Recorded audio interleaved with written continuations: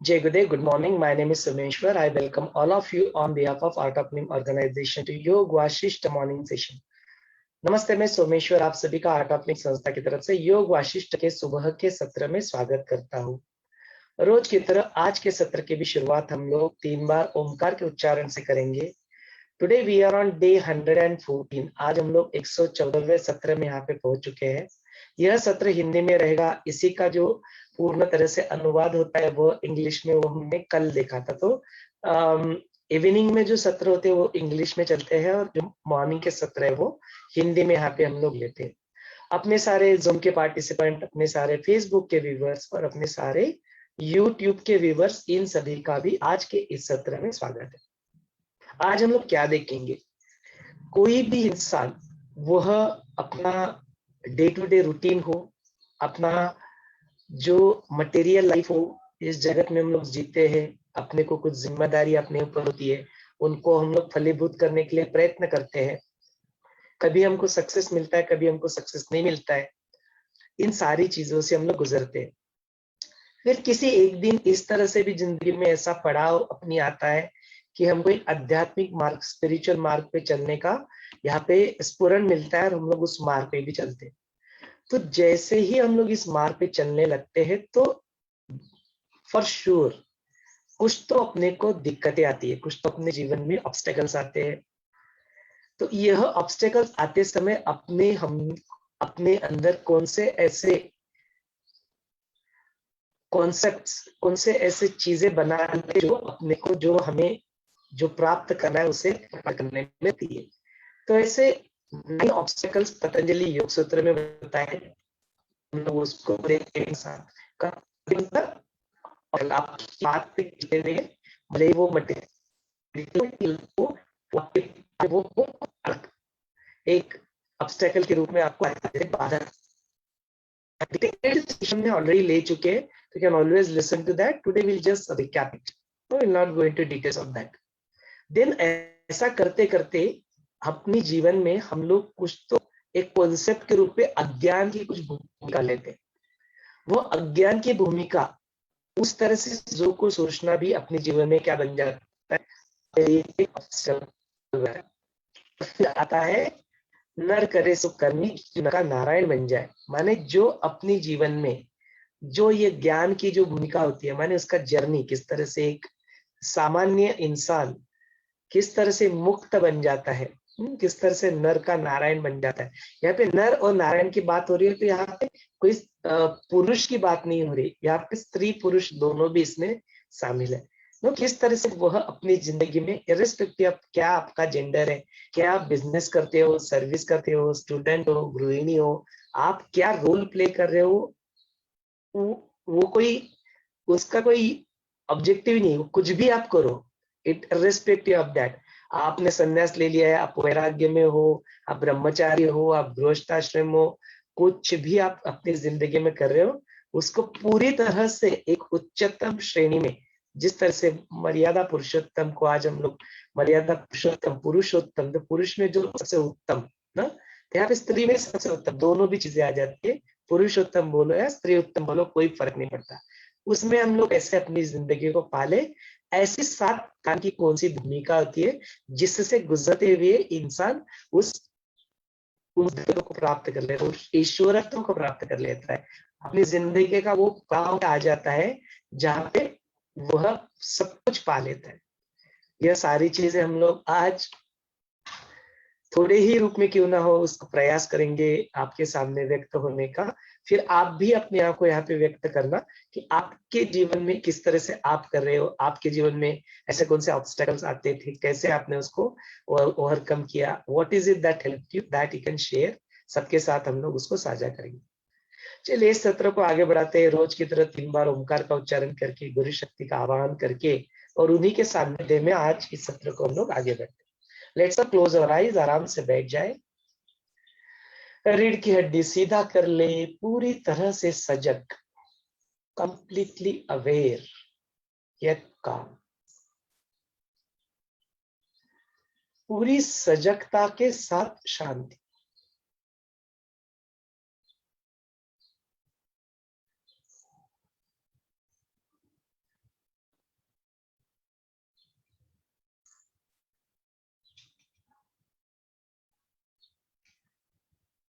अपना पूरा ध्यान अपने सांस के ऊपर ले आए।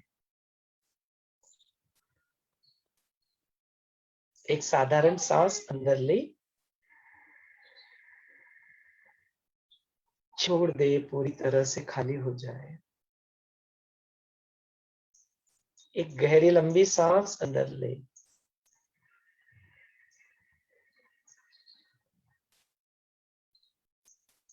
धीरे धीरे छोड़ दे, तृप्त हो जाए।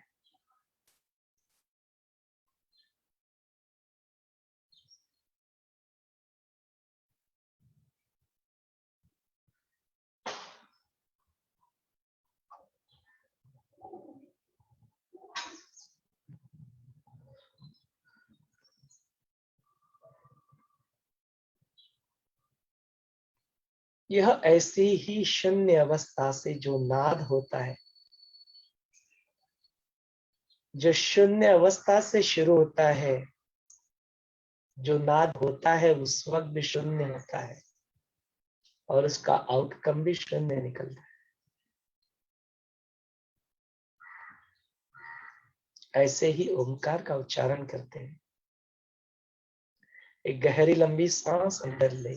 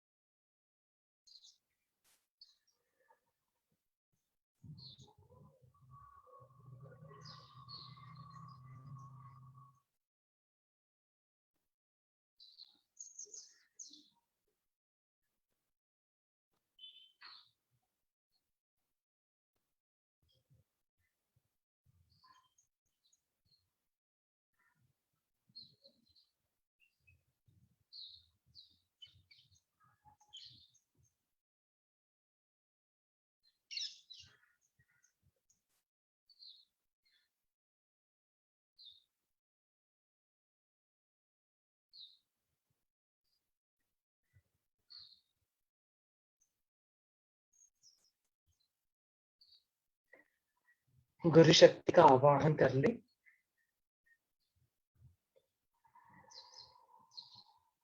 आवाहनम।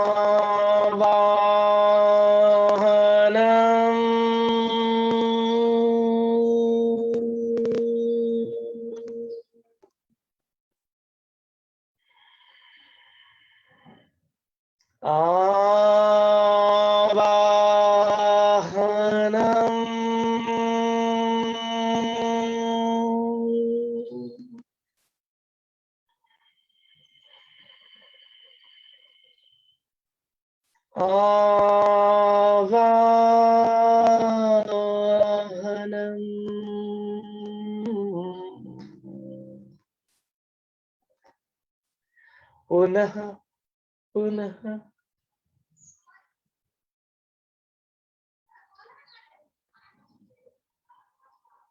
सच्चिदानंद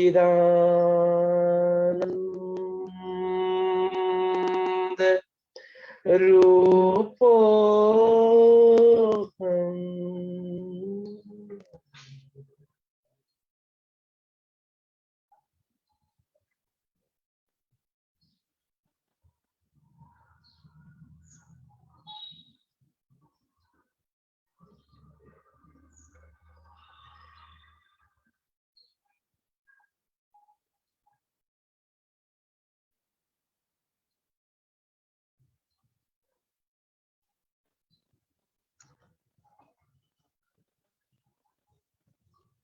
ऐसे ही सत्यानंद स्वरूप को अपनी कृतज्ञता व्यक्त करें।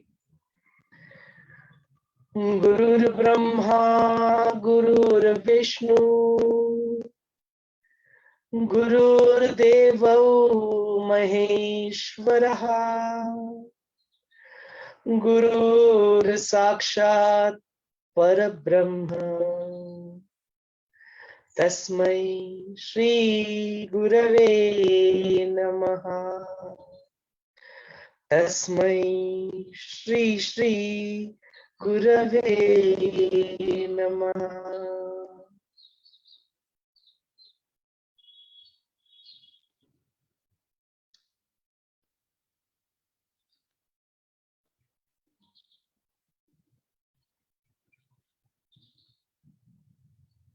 किसी गुरु शक्ति को प्रार्थना कर ले, अपने मुख से निकलने वाले हर एक शब्द, हर एक वाणी, जो भी क्रियाएं और घटनाएं घटित हो रही है, वो भी अपने मन के अंदर आने वाले विचार और अपने बुद्धि के अंदर जागृत होने वाला विवेक, अपने स्मृति पे तैयार हो रहे संस्कार यदि आप होने दे रहे हो तो, और यदि अब भी वह छोटा सा आए वह अहम की भावना अभी भी स्थित है, तो यह अस्तित्व के सारे जाने अनजाने स्तर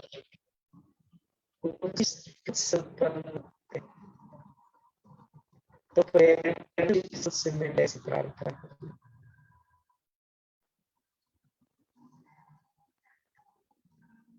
वह स्रोत न किसी बंधन में है, न उस में है। यदि ऐसी बंधन मुक्ति की स्थिति, जैसे जीवन मुक्ति की स्थिति को आपने अनुभव कर लिया है, तो यह उर्वरित जीवन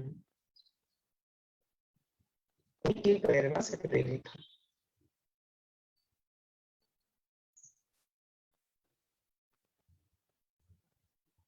ऐसे गुरु का शांति पाते हुए कृतज्ञता के साथ अपने चेहरे पे एक छोटी सी मुस्कान रखते हुए धीरे धीरे अपनी प्यारी सी आंखें खोल सकते हो। Slowly and gradually, feeling the presence of the master, you may gently open your eyes.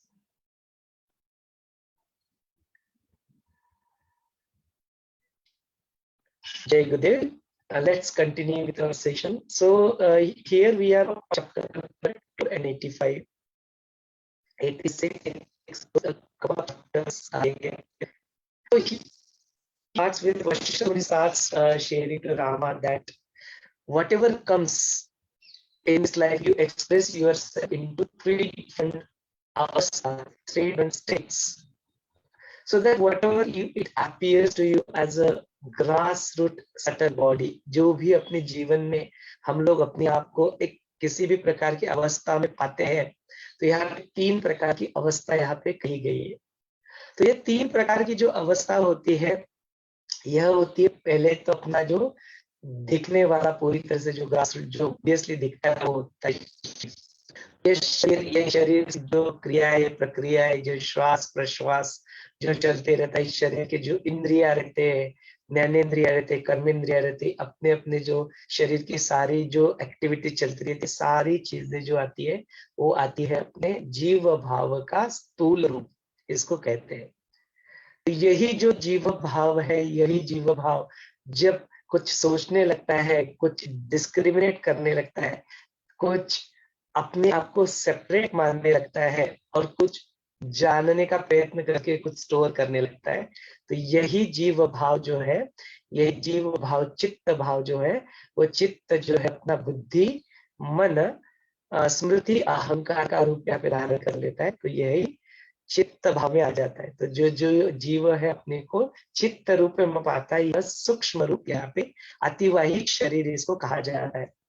और जो तीसरा होता है, यह दोनों स्थूल और सूक्ष्म के परे जो पर होता है, वही पर में हाँ जो होता है, जिसको हम लोग अलग अलग नाम से पुकारते हैं।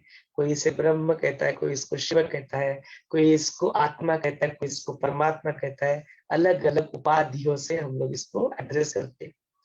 वह अपना जो तीसरा जो अवस्था है, पूरी तरह से तुरीय, पूरी तरह से सेल्फ में अपने आप में स्थित हो जाना, यह जीव भाव की 3 अवस्था यहाँ पे देखी जाती है। तो तीसरे भाव में जो जीव आता है वही ब्रह्म बन जाता है, बन जाए, ईश्वर बन जाता है।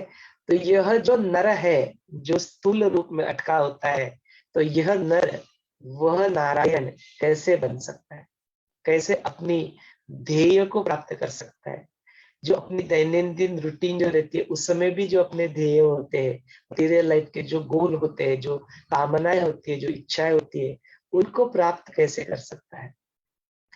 यह सारी चीजों का जो प्रवास है, वो प्रवास करते करते हमें जीवन में कुछ तो रुकावटें आती है, जो हमें इस प्रवास में हमें आगे नहीं बढ़ने देती है, कहीं पे तो रोक लेती है, या उस साइकिल को फिर से रिसेट कर देती है। फिर से शुरुआत, फिर से ही शुरुआत, फिर से ही शुरुआत। ये जन्म और मृत्यु का जो विशेष लाइफ साइकिल है, इस समय हम लोग पूरी तरह से इस संसार में जब तक हम लोग इन दोनों भावों में अटके रहते हैं, वह सूक्ष्म देह हो या अपना स्थूल शरीर देह हो, इनकी सारी एक्टिविटीज में हम लोग उलझे रहते हैं, चित्त में अटके रहते हैं, या शारीरिक जो क्रियाएं घटनाएं घटित रहती है उसमें हम लोग अटके रहते हैं।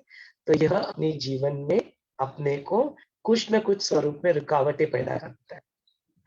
अच्छा, यही चीज, यही शरीर और यही चित्त आपको हेल्प भी करता है to go to the third state, जो अपना जीव भाव का जो तीसरा, जो शिव बनने की जो प्रक्रिया है, जो जीव जब अपने आप को अनुभव कर लेता है कि मैं जीवन नहीं हूँ, सिर्फ ये लिमिटेड जीवन नहीं हूँ, वह सुप्रीम कॉन्शियसनेस, वह शिव, वह ब्रह्म, वही मैं ही हूँ। सो हम, आई एम दैट। वह अनुभव जब आने लगता है, अनुभव हो जाता है, तो वह तीसरी स्थिति। और यह पूरी प्रक्रिया में क्या चीज होती है वो हम लोग आज देखेंगे, किस तरह से जर्नी शुरू होता है, किस तरह से यह जर्नी पूरी तरह से पूर्णता के रूप में जाता है। तो ऐसे करते करते यदि हम लोग इसमें अलग अलग पर्सपेक्टिव देखें, तो एक पर्सपेक्टिव जो हमें मिलता है वो मिलता है पतंजलि योग सूत्र से। तो पतंजलि योग सूत्र में कहते कहते बोलते हैं कि अष्टांग योग आपको फॉलो करना होता है, आपको फॉलो करना होता है यम नियम। तो 5 यम बताए, 5 नियम बताए। फिर उसके बाद में बोलते हैं फिर आप आसना कर लो, कुछ प्राणायाम कर लो। तो उसके बाद में बोलते हैं कि आप फिर जब गहराई में उतरना चाहो तो प्रत्याहार कर लो। जो बाहरी चीजों में अटका हुआ अपना जीव होता है, मन होता है, उसको तुझसे थोड़ा खिलौने के रूप में और कुछ दे दो, तो फिर बाहर से अपना ध्यान निकाल के अंदर की ओर ले लो। तो इधर ध्यान दो, उधर ध्यान दो, योग निद्रा करो, पंचभूषा मेडिटेशन करो, अलग अलग चीजें, इस चक्र पे ध्यान दो, उस चक्र पे ध्यान दो, इस बॉडी पार्ट पे ध्यान दो, उस बॉडी। प्रत्याहार। देन फिर इसके बाद में कुछ तो चीज को हम लोग एक धारणा कर लेते हैं, धारणा करते करते ध्यान में उतर जाते हैं। तो ध्यान में उतरने के बाद जो एक स्टेट आती है निर्विकल्प समाधि, समाधि की स्थिति में हम लोग पहुंच जाते हैं। तो यह सारी डिटेल में वर्णन गुरुदेव की कमेंट्री आप जरूर पतंजलि योग सूत्र में सुन लेना। तो इसमें आपको यह जर्नी में क्या क्या आपको करना है, यह सारी चीजें वहां पे डिटेल में वर्णन किया जाएगा। आज का अपना पतंजलि योग सूत्र का सत्र नहीं है, तो इसमें डिटेल में हम लोग वर्णन में नहीं जाएंगे। देन बोलते ऐसी भूमिका में जब आप चलते हो, ये सारी चीजों में आप पाथ पे लग जाते हो, पाथ ऑफ योगा बोलो और पाथ ऑफ मटेरियल वर्ल्ड बोलो, कुछ भी आप करते हो, तो ये सारी चीजें आपको जरूर हेल्प करती है। लेकिन ये करते करते ऐसे कौन सी चीजें जो आपके जीवन में वो बाधाएं बन जाती है, तो उनको बाधा के रूप में देख लिया, इसका मतलब ही है फिर आपने चीजों को ठीक से, बिकॉज बाधा, जब हम लोग खेल में उतरते हैं, वो ऑब्स्टेकल्स का गेम होता है, तो उनको पता रहता है कि हमको यहाँ पे ऑब्स्टेकल्स है। तो जब उन ऑब्स्टेकल्स को ऑब्स्टेकल्स के रूप में देख लेते, बाधा के रूप में देख लेते, तो उससे डरते नहीं है फिर हम लोग उसके ऊपर से जंप लगाते, बिकॉज जान लिया ना कि बाधा है। तो बाधा जान लिया तो उसको या तो जंप लगा लेते हैं, और जान लिया कि यह माया है तो फिर माया से छूटने का प्रयत्न नहीं करते, उसको या तो जस्ट साइड से निकल जाएंगे, या जस्ट उसी में रहते हुए कमल के भांति ऊपर उठ जाएंगे। जैसे जो भी फिश है, वो फिश बोले कि मैं मुझे वाटर से बाहर निकलना है, तो वाटर से बाहर निकलने की आवश्यकता नहीं है। वाटर से बाहर निकलो तो वीर्य मुक्ति हो जाएगी तुम्हारी। तो तुम्हें तो विदेह मुक्ति तो अभी नहीं प्राप्त करनी, तुमको तो स्वदेह मुक्ति में चलना है, तुमको तो अभी कार्य करने हैं, कुछ प्रारब्ध करने, उनको जिस लिए पर्पस लिया उसको अपने को निभा रहा है। तो उसको प्राप्त करने के लिए पानी में रह के ही आप तैरना सीख सकते हो, पानी में रह के ही जीवन है जो मछली का जीवन है। तो ये सारी चीजें, तो उन चीजों को जान लो कि यह बाधा है, बाधा के ऊपर से छलांग लगा के चले जाओ, या आप उससे रहना ही, उससे रहते हुए कैसे ऊपर के आपको कमल के, ये सारी अभ्यास, ये सारा प्रक्रिया है कि किस तरह से आपको माया है, गोदे बोलते माया से मैं बाहर निकलता हूँ, यह बड़ी सबसे बड़ी माया है, तो उससे निकलने का प्रयत्न नहीं करो, यह माया है, इस जगत से बाहर कहाँ जाओगे फिर, जगत में ही तो है, जीना तो इधर ही है, तो यह ही है, तो माया है, तो माया में तो जी रहे, इस बात को जान लो, समझ लो, तो फिर वो बाधा के रूप में नजर आएगा, तो फिर आप उसे अपने आप कुछ ना कुछ तो सोल्यूशन मिल जाएगा, फिर वो शारीरिक रूप से हो, प्रयास के रूप में हो, या ज्ञान के रूप में हो, वो आपको मुक्त वहां पे कर देगा। तो ऐसे कौन से 9 ऑब्स्टेकल्स यहाँ पे कहे गए हैं, तो यदि हम लोग 9 ऑब्स्टेकल के रूप में यहाँ पे देखते हैं, तो बोलते हैं कि सबसे पहला जो कुछ आता है, तो हमने इन सारी बाधाओं को पूरी डिटेल वर्णन में एक सत्र में देखा है। तो सबसे पहले आता है कि आप ध्यान करने बैठे हो, तो आपका पीठ स्ट्रेट नहीं रहता, उधर हो जाता है, ऐसे हो जाता है, यहाँ पे दर्द होगा, वहां पे दर्द होगा, कुछ आसना करने लगते तो आपकी शारीरिक क्षमता उतनी डेवलप ना होने की वजह से आपको करने नहीं देता, और फिर आप शारीरिक रोग जो होता है उसमें फंस जाते हो, वो होता है व्याधि। तो व्याधि में आप फंस जाते हो, व्याधि में फंसने की वजह से फिर ना मटेरियल गोल हासिल कर पाते हो, ना स्पिरिचुअल गोल हासिल कर पाते हो। स्पिरिचुअल गोल में तो हासिल करने वाला कुछ होता नहीं है, जो कुछ भी होता है वो छोड़ना होता है, तो वो छोड़ने की प्रक्रिया में भी यह फिजिकल जो होता है, वो शारीरिक क्षमता जो होती है वो आपको बाधा बना देती है, व्याधि आ जाती है, किसी भी प्रकार का रोग जो शारीरिक रोग होता है वो आप पे उत्पन्न हो जाता है, उसमें आप फंस जाते हो। बोले दूसरा जो ऑब्स्टेकल होता है इसके जीवन में, आप देखो तो स्त्यान, या उसको आदि भी कहते हैं, lack of interest at the level of your mind, lack of enthusiasm, जो कुछ ना करने की जो इच्छा होती है, तो उस ध्यान में आप फंस जाते हो, उस आदि में फंस जाते हो, मन के चक्कर में फंस जाते हो, और फिर जो आपको प्राप्त करना होता है वो प्राप्ति की तरफ आप बढ़ नहीं पाते। और उसके बाद में संशय, खुद के ऊपर संशय, मैं कर पाऊंगा या नहीं कर पाऊंगी। देन टेक्निक के ऊपर संशय, क्या आज मैं जो कर रहा हूँ वो ठीक है या नहीं है, क्या प्रमाण है, क्या प्रूफ है, संशय। अच्छा गुरु है, गुरु के ऊपर संशय, क्या वो सब कुछ करते हैं क्या, हमको तो बड़ा बताते हैं, ये करते हैं वो करते हैं, संशय, डाउट, यह बड़ा एक और राड़ा बन जाता है, संशय के प्रति फिर कुछ हासिल नहीं होता। देन उसके बाद में आता है प्रमाद, कुछ कुछ जानना जो है, केयरलेस या नेग्लिजेंस जिसको हम लोग बोल सकते हैं, चीज कुछ अच्छा है वो जान के भी ना करना, और कुछ बुरा है वह जाने के भी उसको करते रहना, यह प्रमाद की स्थिति कहलाते हैं। तो प्रमाद में भी अटक जाते हैं, जानते तो है अच्छा क्या है लेकिन करते नहीं है, और जानते तो है कि यह करना नहीं चाहिए फिर भी करते रहते हैं, वो प्रमाद है। पांचवा जो स्थिति बताया वो आलस्य की स्थिति बताई, लेजीनेस, अरे और 5 मिनट, वो अलार्म बज चुका होता है लेकिन अंदर से आवाज कहती है और 5 मिनट। तो यह जो फिजिकल लेजीनेस में फंसते हैं, वो आलस्य में फंसते हैं, फिर सारी चीजें धरी की धरी रह जाती है, सारा ज्ञान धरा का धरा रह जाता है, ना कुछ प्राणायाम कर पाते, ना योगा कर पाते, ना ज्ञान की भूमिका, ना कुछ नहीं, फिर आलस्य में हम उधर अटक जाते हैं। फिर बोलते हैं अविरति, बोलते हैं जो छोटे छोटे अपने जो डिजायर्स होते हैं, सेंस ऑब्जेक्ट्स होते हैं, उसमें हम लोग फंस जाते हैं। हाँ? उसी में फंसते फंसते जो फिर उपरति जो है उसका हम लोग छोटी छोटी चीजों में जो आनंद मिलता है उसको हम लोग लेना भूल जाते हैं, और अविरति में जो अपने डिजायर्स, क्रेविंग्स, आसक्ति, विषयों का जो बाहरी दौड़ है, इसमें अविरति में हम लोग फंस जाते हैं, और फिर अपने आप को अपने आप से मिलने में रोड़ा बन जाता है, वो एक ऑब्स्टेकल, बाधा बन जाती है। फिर उसके बाद में ऐसे करते करते कई तरह से भ्रांति आ जाती है, भ्रम मन में उत्पन्न हो जाते हैं, इल्यूजन्स, ऑप्टिकल इल्यूजन्स, भ्रांति दर्शन, भ्रांति, हैलुसिनेशन, इस तरह से उसमें भी फंस जाते हैं, किसी चीज का अपने मन में कॉन्सेप्ट बना लेते हैं, ये सिर्फ ऐसा ही है, रॉन्ग अंडरस्टैंडिंग, चीजों के बारे में एस्टैब्लिश है, सामने होता तो दूर है, आपको दिखाई देता है सांप है, सामने होता तो इंसान है, आप उसके बारे में कुछ तो सोच लेते हो, अपना एक ओपिनियन बना लेते हो, भ्रम में फंस जाते हो, भ्रांति दर्शन, ये भी अपने जीवन में एक बाधा के रूप में आता है।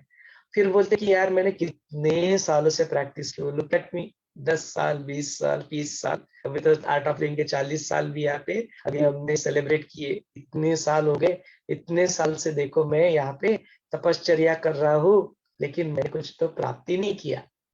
अलब्ध भूमिकत्वा ना, कुछ प्राप्ति नहीं किया, मिसिंग द पॉइंट। उस वहां पे जाता तो ध्यान करने बैठा तो वो जाता तो, लेकिन वो लगता ही नहीं है कुछ, तो और वहां पे पिक्चर में आ जाता है।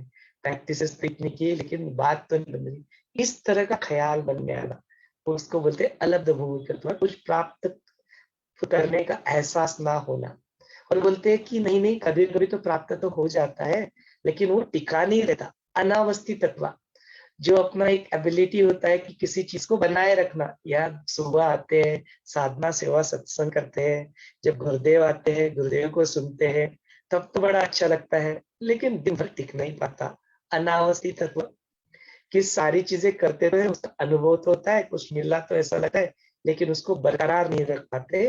अनावस्थित तत्व, यह सारे 9 ऑब्स्टेकल जो होते हैं, ये अपने जीवन में बाधाएं होती है। इन बाधाओं को बाधाओं के रूप में जानकर इससे छलांग लगा लो, इसके परे हो जाओ, तो फिर मटेरियल लाइफ के गोल्स, जो भी आपको बनना है, आईआईटी में पढ़ना है आपको, बिजनेसमैन बनना है आपको, अपनी जो आपको बहुत अच्छी तरह से निभाना है, आप गृहिणी हो, आपके घर, आपको घर का ख्याल आपको अच्छी तरह से रखना है, जो भी आपको करना है, मटेरियल लाइफ हो या अपने आप में एस्टैब्लिश करना है, आत्मज्ञान की तरह बनना है, self realisation, enlightenment, physical fitness, जो भी करना है, जो भी आपके गोल्स को जो प्राप्त करना है, वो आपको प्राप्त हो ही जाएगा। जो छोड़ना है, छोड़ने में भी आप सक्षम हो जाओगे, यदि इन बाधाओं को बाधाओं के रूप में देख लिए और इनको पार कर लिए तो बोलते ऐसे जो चीजें होती है, जब ऐसे कोई प्राप्त करने की जो अवस्था आती है, तो यहाँ पे इंसान और जो सात अज्ञान की जो भूमिका होती है, उस अज्ञान की भूमिका में यहाँ पे इंसान फंसते हुए दिखाई देता है। तो ऐसे कौन से जो अज्ञान की जो 7 भूमिका है, तो कहते हैं तत्र आरोपिता अज्ञानम तस्य भूमि इमहा शृणु जागृत तथा जागृत महाजागृत तथैव च जागृत स्वप्न तथा स्वप्न स्वप्न जागृत सुषुप्तकम।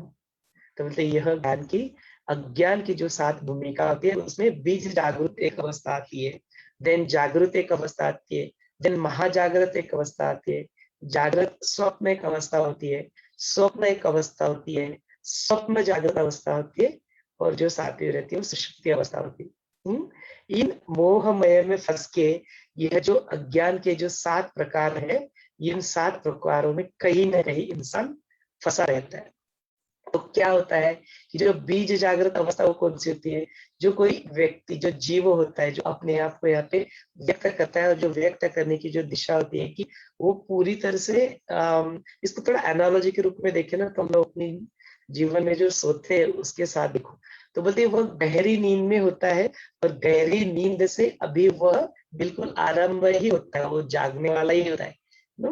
तो वो एक स्थिति हो जाती है इंसान की कि वो पूरी तरह से तुरीयावस्था भी नहीं है, ध्यान में भी नहीं है, कुछ नहीं, वो बिल्कुल जस्ट अभी वो सुप्तावस्था जो बीज की बोलते हैं, उस सुप्तावस्था से वो अंकुर फूटने ही वाला होता है, बिल्कुल बीज अभी जागृत होने ही वाला होता है। वह जो अवस्था की बिल्कुल पूरे नींद से जो जागृत की आने वाला जो वक्त होता है, जो समय होता है, वह बोलते हैं इस समय पे ना, आप अब बिल्कुल जैसे थोड़ी सी आंखें खुलने लगे, तो बैठ के उठ के बैठ जाओ, तुरंत आंखें खोलने का एकदम सेम, तुरंत एक्टिविटी में ना जाओ, थोड़ा 5-10 मिनट के लिए स्थिर हो जाओ। यह बीज जागृत अवस्था होती है। हाँ, तो यह बीज जागृत अवस्था होती है, उसमें बिल्कुल एक अनिर्वचनीय स्थिति होती है, भविष्य काल के प्रति जो कुछ भी प्राण धारणा होती है, उन उपाधियों को यह जो चित्त होता है, वहां पे जीव होता है, इसको नाम से इस स्थिति को संबोधन आता है। यह अवस्था का मूल जो होता है वह बीज होता है, और यह पूरी तरह से यह प्रथमावस्था होती है, माने कि आप पूरी तरह से शांत हो, पूरी तरह से आप ब्रह्म हो, शिव हो, लेकिन क्या हो गया, मुझे अंकुरित होना है, मुझे कुछ तो करना है, मैं कुछ तो अलग हूँ, मुझे कुछ तो अपने आप को व्यक्त करना है। शांत शिव स्थिति छोड़ के आप क्या करते हो, बीज जागृत अवस्था में आ जाते हो, तो वहां पे अंकुरित होने के लिए आप तैयार हो, माने पूरी तरह से जो सत्य है उस सत्य से निकल के असत्य की ओर आप बिल्कुल आके बिल्कुल रेडी ही हो, किसी भी क्षण वो स्प्राउट हो सकता है। यह जो स्थिति होती है उसको बीज जागृत अवस्था कहते हैं। माने रियल जो है, जो सदा सर्वदा स्थित है, वो छोड़ के जो अनरियल, जो सदा सर्वदा स्थित नहीं, उसकी तरफ जाने का जो पहला अज्ञान की जो भूमिका हो जाती है, वो हो जाती है बीज जागृत अवस्था। देन उसके बाद में क्या होता है फिर कि तुम जागृत अवस्था में आ जाते हो, पूरी तरह से उड़ जाते हो। तो फिर जागृत अवस्था में आने के बाद क्या, तो फिर कहते हैं, अच्छा जो उस शिव अवस्था में जब होते हैं तब कोई पूछे आपको कि भाई कौन हो क्या हो, तो कोई जवाब नहीं है वहां पे। अच्छा ये सुषुप्ति में भी होता है, लेकिन सुषुप्ति और शिव अवस्था में थोड़ा अंतर है, और अंतर क्या बाद में देखेंगे। तो बोलते कि जब आप थोड़ा सा किसी को पूछो कि भाई तुम्हारा नाम क्या है, तो जागरूक तो बोलेंगे हाँ मैं सोमेश्वर हूँ, करते क्या हो, तो बोलते इंजीनियर है। हाँ, देन फिर क्या शादी हो चुकी है, हाँ हाँ शादी हो चुकी है, हस्बैंड भी हूँ, और फिर बच्चे है कि हाँ पिता भी हूँ। अलग अलग आइडेंटिटीज को जो धारण कर लेता है, वह अवस्था होती है जागृत अवस्था। हाँ, कि मैं कुछ तो अलग हूँ, और मेरा नाम ये है, मेरा फॉर्म ये है, मेरा काम ये है, कुछ तो मैं हूँ जो अलग हूँ। वह जो स्थिति आ जाती है, जो पूर्व जन्मों के संस्कार से जो यह स्थूल देह मैं हूँ, यह मेरा घरदार है, यह मेरा सब कुछ है, इस प्रकार के जो सर्वसाधारण प्रत्यय जो अपने जीवन में अपने को आता है, वह जागृत अवस्था यहाँ पे कहलाती है। फिर इसके बाद में ऐसे करते करते जो नेक्स्ट स्थिति जो आती है, अज्ञान की जो तीसरी भूमिका इंसान धारण कर लेता है, वो ये होता है कि महाजागृत अवस्था। तो महाजागृत अवस्था इस तरह से होती है कि मैं एक विशिष्ट प्रकार के संस्कार मेरी पूर्व जन्म में मेरे हुए थे, और उसकी वजह से मैंने यहाँ पे जन्म इस पर्टिकुलर स्थिति में अरग मेरा जन्म हुआ है, और मेरा जन्म अमुक अमुक इस तरह का कार्य करने के लिए वो हुआ है। ऐसी स्थिति में अपने आप को स्थिर हो जाना, ऐसी स्थिति में पाना अपने आप को, माने वह अभी शांत होना, मुझे कुछ करने का नहीं है, यह स्थिति में आप पहुंचे ही नहीं हो। आपने अपने आप को कुछ तो एसोसिएशन लगा लिया, और उसके ऊपर हो गया कि ये पूर्व जो मेरा जन्म उसके संस्कार थे, उसकी वजह से ही मैं इस स्थिति में यहाँ पे आ पहुंचा हूँ, और उसको अपना पूरी तरह से आचार के रूप में पूरी तरह से महाजागृत अवस्था जो होती है उसमें रह के उस कर्तव्य के प्रति पूरी तरह से तत्पर होके आप उसमें क्या लग जाते हो, लग जाते हो पूरी तरह से। हाँ, आप एक पर्टिकुलर चीज होती है कि म्यूजिशियन, तो बिल्कुल अपना जी जान लगा के सिर्फ म्यूजिशियन, उसमें पूरी तरह से आप स्किल्ड, पूरी तरह से निपुण हो जाते हो, और यह पूर्व जो दृढ़ संस्कार थे उसका भी यहाँ पे प्रभाव होता है। यह स्थिति एक आ जाती है महाजागृत अवस्था। इन सारी स्थितियों में देखो मुक्ति ही नहीं है कहीं पे भी। ये जो है ना अज्ञान की भूमिका है सारी। तो यहाँ पे आप वहां पे उसमें आप पूरी तरह से एस्टेब्लिश हो जाते हो, वह होती है महाजागृत अवस्था पूरी तरह से। दिस इज अज्ञान की एक तीसरी भूमिका यहाँ पे बताई गई। फिर उसके बाद में होता है कि जिस तरह से आप आगे बढ़ते हो, तो एक जागृत स्वप्न करके एक अवस्था होती है, उस अवस्था को आप प्राप्त कर लेते हो। तो फिर जागृत स्वप्न अवस्था क्या होती है कि जिस तरह से आप चलते हो जिंदगी में, आगे बढ़ते हो, तो बोलते हैं यह जो चीज जो चल रही है यहाँ पे, जो कंप्लीटली जो चल रहा है वो जागृति में भी एक स्वप्न के भांति तैयार हो जाता है। तो क्या हो जाता है, आप मनोराज्य में ही वहां पे अटकने लगते हो। ये पूरी तरह से अभी स्वप्न की स्थिति भी नहीं होती है, ये पूरी तरह से आप फिर भी अभी भी जागृत हो, लेकिन आप क्या होते हो कि बिल्कुल पूरी तरह से कहीं भी किसी के प्रभाव में आप आ चुके हो, मंत्रों के प्रभाव में आ चुके हो, तंत्रों के प्रभाव में आ चुके हो, और एक जागृत होने के बावजूद भी ऐसा लगता है, ऐसा प्रतीत होता है कि कोई तो somebody else is controlling you पूरी तरह से, नो, कि बिल्कुल जिस तरह से जो लवन राजा ने जो कथा देखी थी, लवन राजा की कथा में क्या था, वो जो जादूगर आता है उनके सामने, और वो जादूगर उनके ऊपर कुछ तो जादू कर देता है, और वो लवन राजा पूरी तरह से वहां पे दरबार में बैठे बैठे अपनी 60 साल की जिंदगी को वहां पे देख लेते, भोग लेते, एक चांडाल के रूप में चले जाते हैं। तो मैंने क्या, आप जागरूक भी हो, और जागरूक होते होते दिखता भी है, सब वालों को लग रहा है कि हाँ ये तो राजा बैठे हैं हमारे सामने, सुन रहे हैं हमारी बातें, लेकिन आप जागरूक भी होने के बावजूद भी एक डे ड्रीमिंग जिसको बोल सकते हैं, फैंटेसी बोल सकते हैं, ऐसे फैंटेसी में आप फंस गए हो। यह स्थिति जो होती है, यह फिर भी यह मुक्ति की स्थिति नहीं, आप इसमें फंस चुके हो, यह अज्ञान की एक भूमिका हो जाती है, इसको कहते हैं जागृत स्वप्न अवस्था।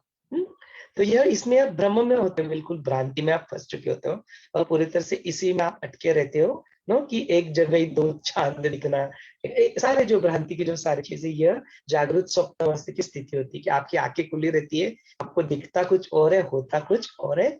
ऑप्टिकल इल्यूजन आप देख लो, कुछ बहुत सारी ऐसी चीजें जो जागृत स्वप्न अवस्था स्थिति को अपने को यहाँ पे एक्सप्लेन करते हैं। हमने अपने जीवन में भी खुद देखा। आप वो आईने के सामने चले जाओ, कौन से आप सडनली मोटे लगोगे, सब लोग नाके लगोगे, सब लंबे लगोगे। ये सारी जो स्थिति होती है, ये जागृत स्वप्न की स्थिति होती है। हो सकता है कि आपकी आंखें उस वक्त खुली भी हो।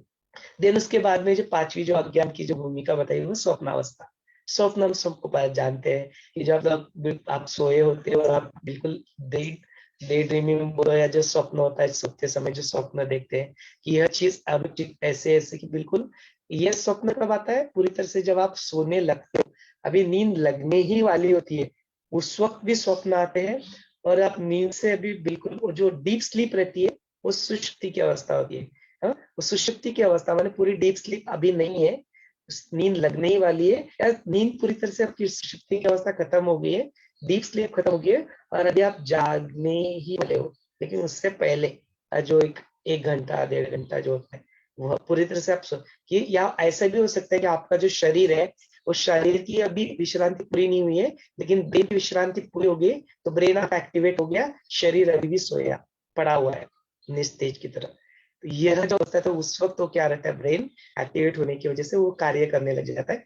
वह जो अवस्था होती है, वह स्वप्न अवस्था कहते हैं। यह जो स्वप्न अवस्था है, यह स्वप्न अवस्था भी अज्ञान की भूमिका। यहाँ पे भी कुछ सच कुछ होता नहीं है, सब ऐसे ही इमेजिनेशन, कल्पित कल्पनाओं की विश्व में आप फंसे रहते हो और उसी में आप जीते रहते हो, वह स्वप्न अवस्था कहती है। यह भी अज्ञान की एक भूमिका होती है।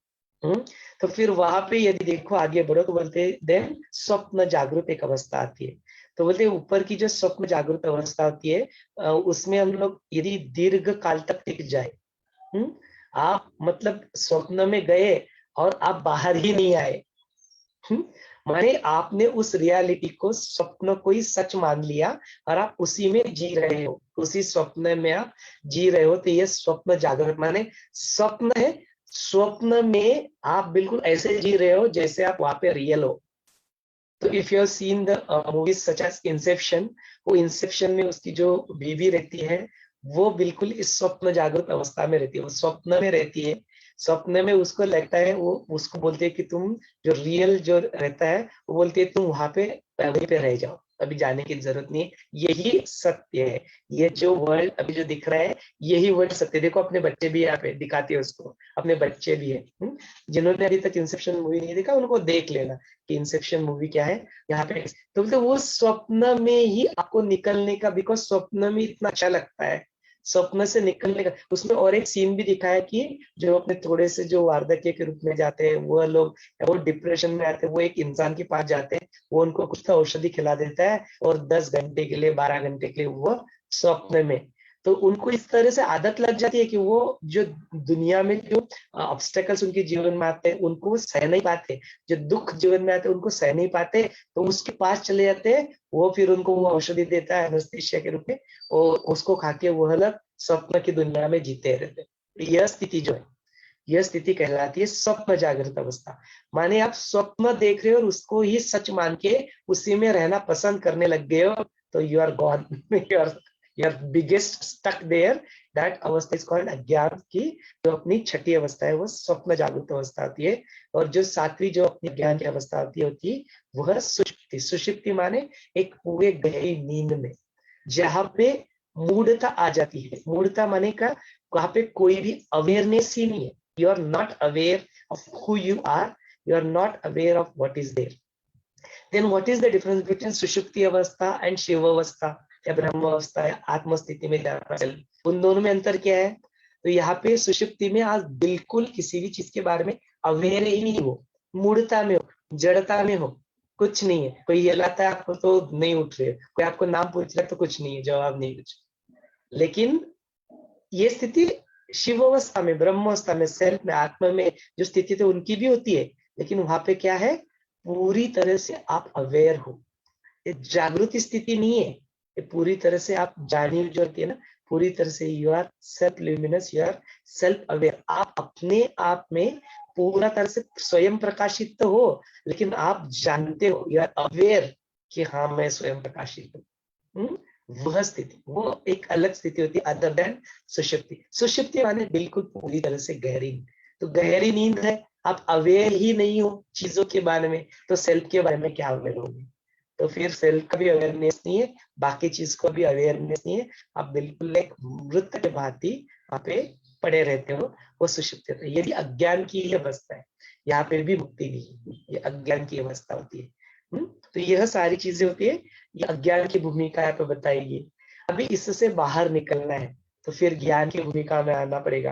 तो ऐसे ज्ञान की भूमिकाएं कौन सी होती है? बोलते ज्ञान की यहाँ पे 7 भूमिका होती है। तो कौन सी भूमिका? बोलते सबसे पहली जो भूमिका होती है वो शुभेच्छा होती है। क्यों शुभेच्छा बोलते देते हैं? पहली जो भूमिका होती है वो शुभेच्छा होती है। दूसरी जो भूमिका है तो बोलती है विचारना होती है। तीसरी जो भूमिका होती है उसको बोलते हैं तनु मानसा। चौथी जो भूमिका होती है उसको बोलते हैं सत्वापत्ति। जो पांचवी जो भूमिका होती है बोलते हैं असंशक्ति। जो छठी भूमिका होती है उसको पदार्थ भाविनी।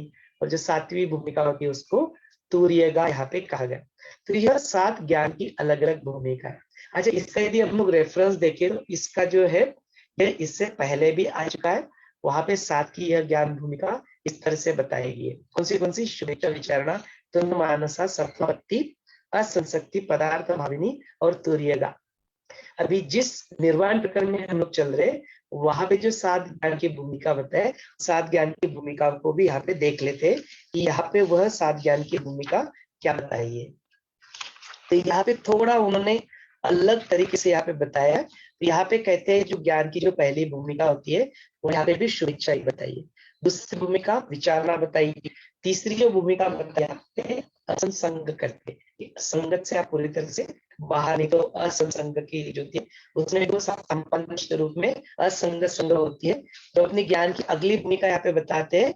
वह बताते हैं कि जो चौथी और 5वीं भूमिका वो एक व्यापिनी कहते हैं। 5वीं भूमिका योग भूमिका जो कहते हैं उसको सुषुप्ति कहते हैं। फिर जो छठी जो भूमिका आती है वो तुर्य कहलाती है। और यहाँ पे जो 7वीं कहती है वो यहाँ पे विदेह मुक्ति कहती है। पहले जो ज्ञान की भूमिका बताई थी और अभी की ज्ञान की भूमिका बताई थी, इसमें प्रमुख अंतर क्या दिखाई देता है? तो जो पहले ज्ञान की जो भूमिका बताई थी वहां पे जो अवस्था होती है उसको यहाँ पे तुर्यगा कहते हैं। तो हमने देखा ना तुर्यगा अवस्था। और यहाँ पे क्या कहते हैं जो फिर उसके बाद में जो 8वीं जो स्थिति उसके बोलते भूमिका तो नहीं होती है। वो कोई you have not in understanding of any भूमिका दे, you have not taken any stand, awareness में स्टैंड नहीं लिया है, तो आप विदेह मुक्त ही हो चुके हो। तो जो विदेह मुक्त हो गए तो ये तो सेल्फ के साथ एक रूप हो गए। सो सेल्फ के साथ एक रूप यदि हो गए तो तुर्यातीत हो गए। तो तुर्यातीत अवस्था होगी और तुर्यगा में कैसे आएगी? तुर्यगा अवस्था अलग होती है, तुर्यातीत अवस्था अलग होते हैं। तो उसको ही विदेह मुक्ति बोलते हैं, वही अवस्था को मिले। ये थोड़ा सा अंतर है। तो एक ही दो पॉइंट है जो मैंने आपको शेयर कर दी, क्योंकि यहाँ पे कुछ लोग ऐसे भी आप उपलब्ध है जिन्होंने वो अवस्था को भी देखा, उसके बारे में भी हमने चर्चा की। तो कोई कंफ्यूजन हो इसके लिए हम लोग यहाँ पे देख रहे हैं। ठीक है, पहली जो शुभ वाली अवस्था क्यों क्या होती है? तो बोलते जिस तरह से लोग अपनी दिन में आगे बढ़ते अपनी जिंदगी में क्या हो जाता है, जो अपने को जो रूटीन जो है ये अपने को बहुत लगती है कि ये मेरे जीवन तो लेता, लेकिन मेरे जीवन में जीते समय मुझे लगता है कि I am here only for this. इसमें कोई बुराई नहीं है जो कुछ भी आप कर रहे हैं, लेकिन आपको अंदर से एक फीलिंग आती है कि यार नॉट ओनली दिस, कुछ तो और है, देयर इज समथिंग। तो इस तरह के जो प्रश्न होते हैं कि मैं कौन हूँ, मेरे जीवन का उद्देश्य क्या है, मैं यहाँ पे क्यों हूँ, यह सारा जगत क्या है, यह संसार क्या है, बंधन क्या है, मुक्ति क्या है, इस तरह की थॉट प्रोसेस में इंसान आ जाता है। जिस वक्त यह गुरुदेव बोलते ना boring is a blessing to you, जिस तरह बोरिंग आ जाएगी ना, जिस तरह से कंटाला कुछ चीज से आ जाएगा, बोलते अपनी जरूर थपथपा लेना, कॉन्ग्रेचुलेट करना अपने आप को शुभेच्छा दे देना। तो यह होती है ज्ञान की पहली भूमिका कि आप क्या होते हो। आपके अंदर से कुछ तो ऐसा होता है जो आपको लगता है कि कुछ तो और है। तो फिर कुछ तो बंधन महसूस होने लगता है कि कुछ तो चीज है जो मुझे बांध रही है और मुझे इस मुक्त होना है। और जो पक्षी रहता है उसको एहसास हो जाता है कि वो पिंजरे में है। वो जो नियो रहता है, जिस तरह से मैट्रिक्स मूवी हमने देखा, वो नियो को अंदर से लग जा रहा है कुछ तो गड़बड़ है। कुछ तो माया जाल है जो मुझे यहाँ पे बांध रखा है और मुझे इसे मोह होना है। यह रीति को प्राप्त और उसी को आप शुभेच्छा की भूमिका माने कॉन्ग्रेचुलेट योरसेल्फ, शुभेच्छा अपने आप को, अभिनंदन करो कि that's yes that is it.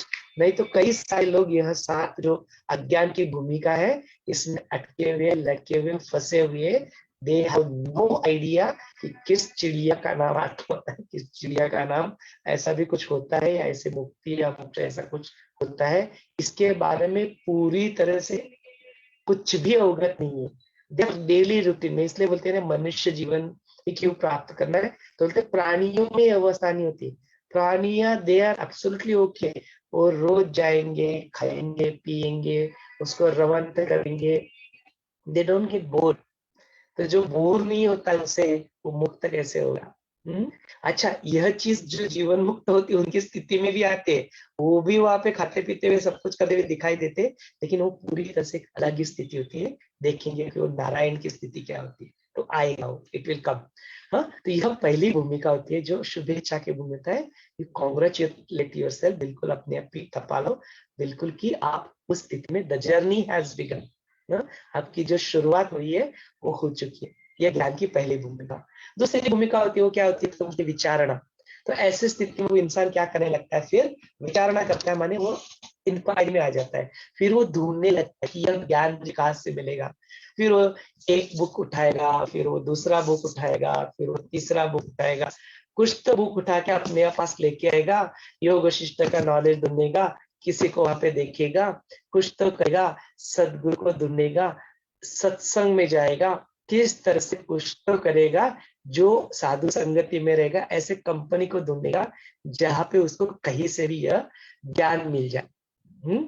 तो विचारना, self inquiry and inquiry about the knowledge.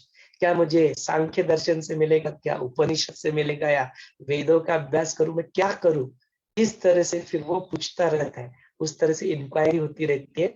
वह होती है दूसरी ज्ञान की भूमिका, और उसे कहते हैं वह विचारणा की अवस्था में यहाँ पे आ जाता है। तो जो विचारणा की अवस्था होती है उसी में बढ़ता है, और फिर वो प्रैक्टिस में आ जाता है।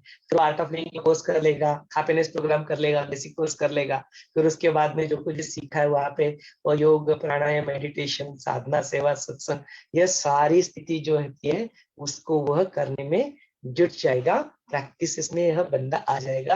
तो ज्ञान की दूसरी भूमिका, विचारणा भूमिका जिसको कहा गया है, कि वो अभी इंक्वायरी में आ गया है, seeking has already started, and then उसके हाथ में कही तो फिर वो नोट्स टू सिंसियर सिकंदर की किताब आ जाएगी, उसको पढ़ेगा, उसके ऊपर चर्चा करेगा, उसके ऊपर बात करेगा, अपने जीवन में उसको उतारने का प्रयत्न करेगा। यह सारी जो चीजें, जो भी लोग आर्ट ऑफ लिविंग से संलग्न है, हम सब लोग इसमें से गुजर चुके हैं ना। सो रिमेम्बर दोज मोमेंट्स कि जिस वक्त यह अपने जीवन में हुआ था। और जो लोग अभी तक आर्ट ऑफ लिविंग नहीं आए, उस उनके लिए सुनहरा मौका है कि इस वीडियो को आप देख रहे हो, तो आप ऐसे मार्ग पे निकल पड़ो। यह मार्ग बड़ा ही सुंदर है, सुकर है, इसमें कुछ भी छोड़ने की बात, मतलब छोड़ना तो है सब कुछ, लेकिन आपके डेली रूटीन को ड्रॉप करने की कोई आवश्यकता नहीं। इसके लिए आपको कोई हिमालय में जाके बैठने की या बहुत बड़ा संन्यास लेने की आवश्यकता नहीं है। जो भी आपके रूटीन चल रहा है उस रूटीन को फॉलो करते हुए भी आप मुक्ति की ओर अग्रसर हो सकते हो। यह वह पाथ है, यह वह जीवन जीने की कला जो गुरुदेव ने हमें यहाँ पे दी हुई है। तो यही चीजें हम लोग देख रहे हैं, इसके थियोरटिकली एस्पेक्ट्स को हम लोग समझ रहे हैं कि किस तरह से होता है, क्या होता है। अनुभव के रूप में तो कई ने अपने यहाँ पे इसका अनुभव ले चुके हैं। तो वही कृतज्ञता जगाता है अपने गुरुदेव के प्रति, मास्टर के प्रति, कि देखो उन्होंने हमें क्या दिया, किस तरह से हमारा प्रयास यहाँ पे उस जर्नी को हमें हमारा करवा रहे हैं, अभी भी चल रहा है वो जर्नी। तो ये होती है जो ज्ञान की भूमिका होती है, वो होती है विचारना। फिर बोलते हैं, फिर विचारना करते करते इस तरह से जो प्रैक्टिसेस में जो लगा रहता है, फिर वह क्या करता है, इस तरह से वो जो जिस तरह से आता है ना, कि किसी तरह से जो सांप होता है वो पूरी तरह से अपनी काट वहां पे डाल देता है और नया जन्म मानो ही उसका हो गया, उस तरह से उनकी स्थिति हो जाती है। और वही स्थिति में वह अपने प्रवास को आगे बढ़ाता है, और पूरी तरह से एक स्थिति उसके जीवन में आ जाती है, वो जो आजू बाजू की चीजें होती है जिससे वो एसोसिएट करता था, कि मेरी पत्नी, मेरा मित्र, मेरा ये, मेरे गुरुदेव, मेरा सब कुछ, मैं हाँ, ये मेरी कार, व्यक्ति, परिस्थिति, ऑब्जेक्ट्स, इसके पीछे जो संग जो लगा रहता था, उस संग से बाहर निकल के वो असंग की स्थिति है, बोलते हैं ना, असंगोहम असंगोहम, ऐसे पुनः पुनः, again again, again and again, असंग होना, अपने आप में अपने आप को स्थित करना। तो इन सारी प्रैक्टिसेस को चलते चलते चलते चलते वो जो असंग की ओर जो है, वो असंग की ओर वह बढ़ने लगता है। तो यहाँ पे असंग की दो भूमिका यहाँ पे बताई कि, तो पहली जो भूमिका रहती है, वो जो भूमिका रहती है वो सामान्य असंग की भूमिका होती है, और जो दूसरी भूमिका होती है वो श्रेष्ठ भूमिका होती है। तो पहली असंग की भूमिका कौन सी होती है? तो यह असंग की भूमिका उनके अंदर से वो एक होता है कि जो मैं डूअरशिप में यहाँ पे नहीं, मैं करता नहीं, मैं भोगता नहीं, वो स्थिति उनकी आ जाती है। हाँ, सो उस स्थिति में जाते समय वह उस स्थिति में बने रहते हैं, और धीरे धीरे वह असंग की स्थिति में यहाँ पे पहुंचने लगते हैं। तो बोलते हैं कि हाँ, आई एम नॉट द डूअर, मैं डूअर नहीं हूँ।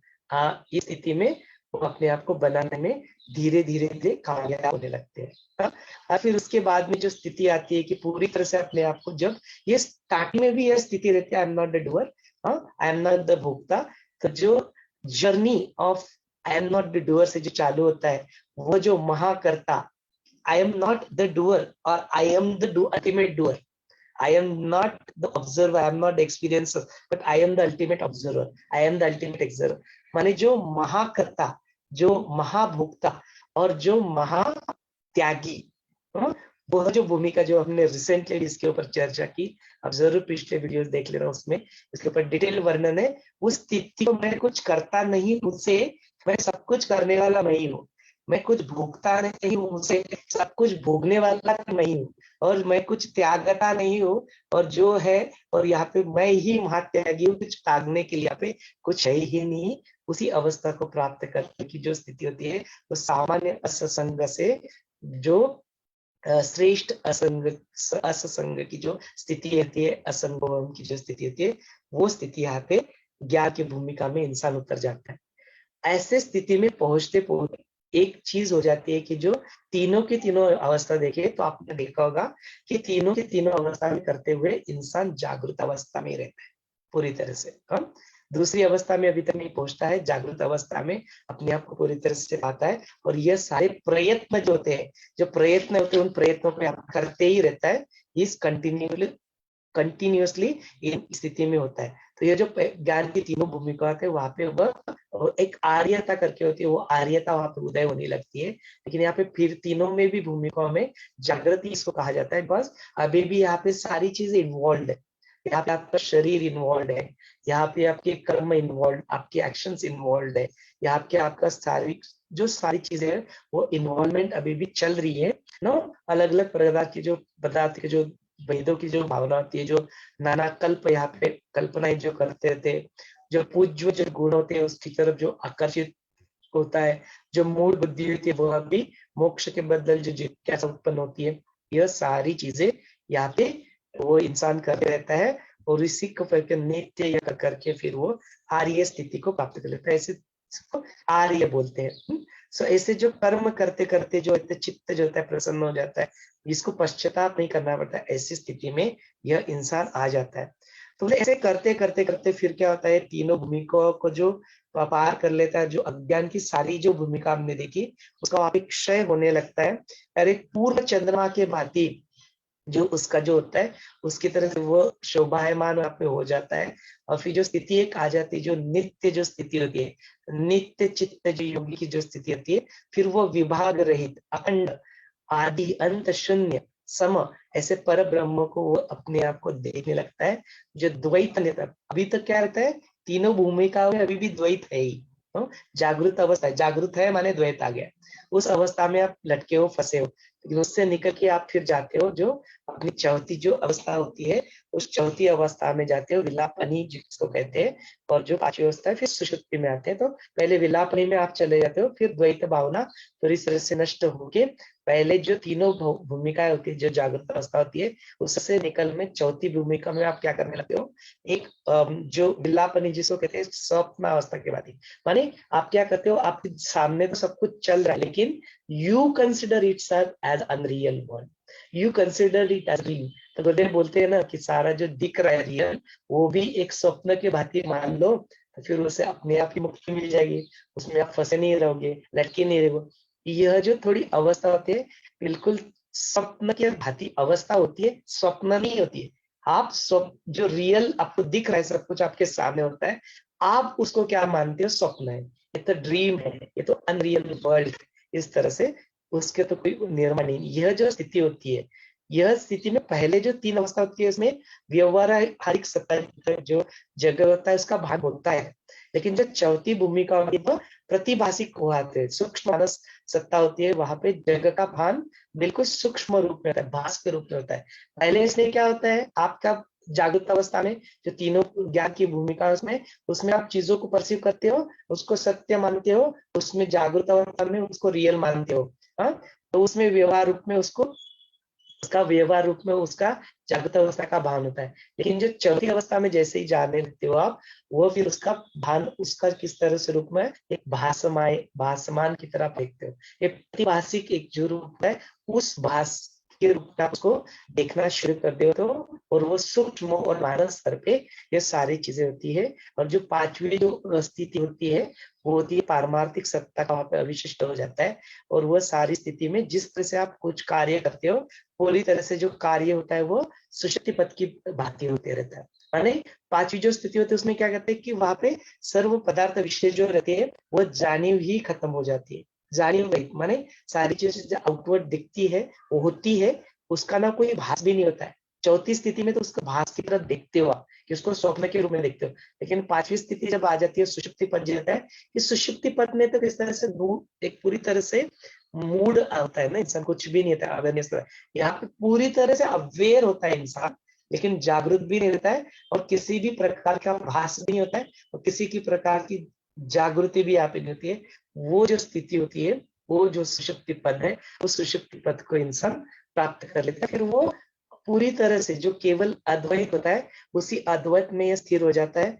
पूरी तरह से द्वैत जो रहता है, दो द्वंद्व की भावना रहती है, अच्छा बुरा, चाहिए नहीं चाहिए, पूरी तरह से द्वंद्व होता है, बंधन मोक्ष, यह सारी स्थिति वो भी, वो जो है उसको तो कोई बंधन बांध ही नहीं सकता। तो फिर बंधन कैसा और मोक्ष कैसा, किस चीज से आपको मुक्त करना है, आप तो ऑलरेडी ही मुक्त हो, उस स्थिति को प्राप्त कर लेता है। और वहां पे अत्यंतिक आनंद की जो भूमिका होती है, सुषुप्त घन जिसको कहते हैं, उस आत्म भाव में ही यह रहने लगता है। तो फिर उसके बाद में जो स्थिति आती है, वो सातवीं, छठी और सातवीं भूमिका यहाँ पे लेता है। तो छठी भूमिका जो रहती है वो तुरीय कहलाती है, और जो सातवीं भूमिका होती है वो तुरियातीत जो विधेय मुक्ति कहलाती है। यहाँ पे इस चैप्टर में से है, पहले वाले चैप्टर में यहाँ पे तुरीय का सेवंत आती है, और उससे पहले वो विलापति सतापति जो अलग भूमिका है वो वहां पे बताएगी। उसका रिलेवेंट या मीनिंग थोड़ा बहुत इस तरह से ही है। तो वो जो स्थिति आ जाती है, तो सातवीं स्थिति कह लो या छठी स्थिति कह लो, वो अवस्था होती है तुर्यगावस्था।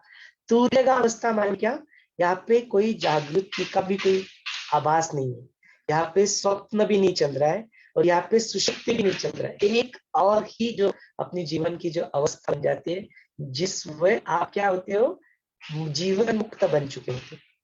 जी, पहले की जो सारी स्थिति जो देख के ना, उसमें जीवन मुक्ति की ओर अग्रसर आप हो, लेकिन जीवन मुक्त आप बन चुके हो, वो स्थिति आती है आपकी तुरीयावस्था में। तुरीयावस्था माने क्या, आप सारे एक्शन कर रहे हो, आप सारे एक्शंस को परफॉर्म कर रहे हो, सारी रूटीन ड्यूटीज आप कर रहे हो, लेकिन उससे आप कोई कर्म नहीं कर रहे हो, माने उससे उत्पन्न होने वाले कोई एक्शन आपके ऊपर कोई इंप्रेशन नहीं बना रहे, कोई इंप्रेशन ही नहीं बन रहे, तो कर्म नहीं बन रहे, कर्म नहीं बन रहे, तो आप मुक्त हो गए हो।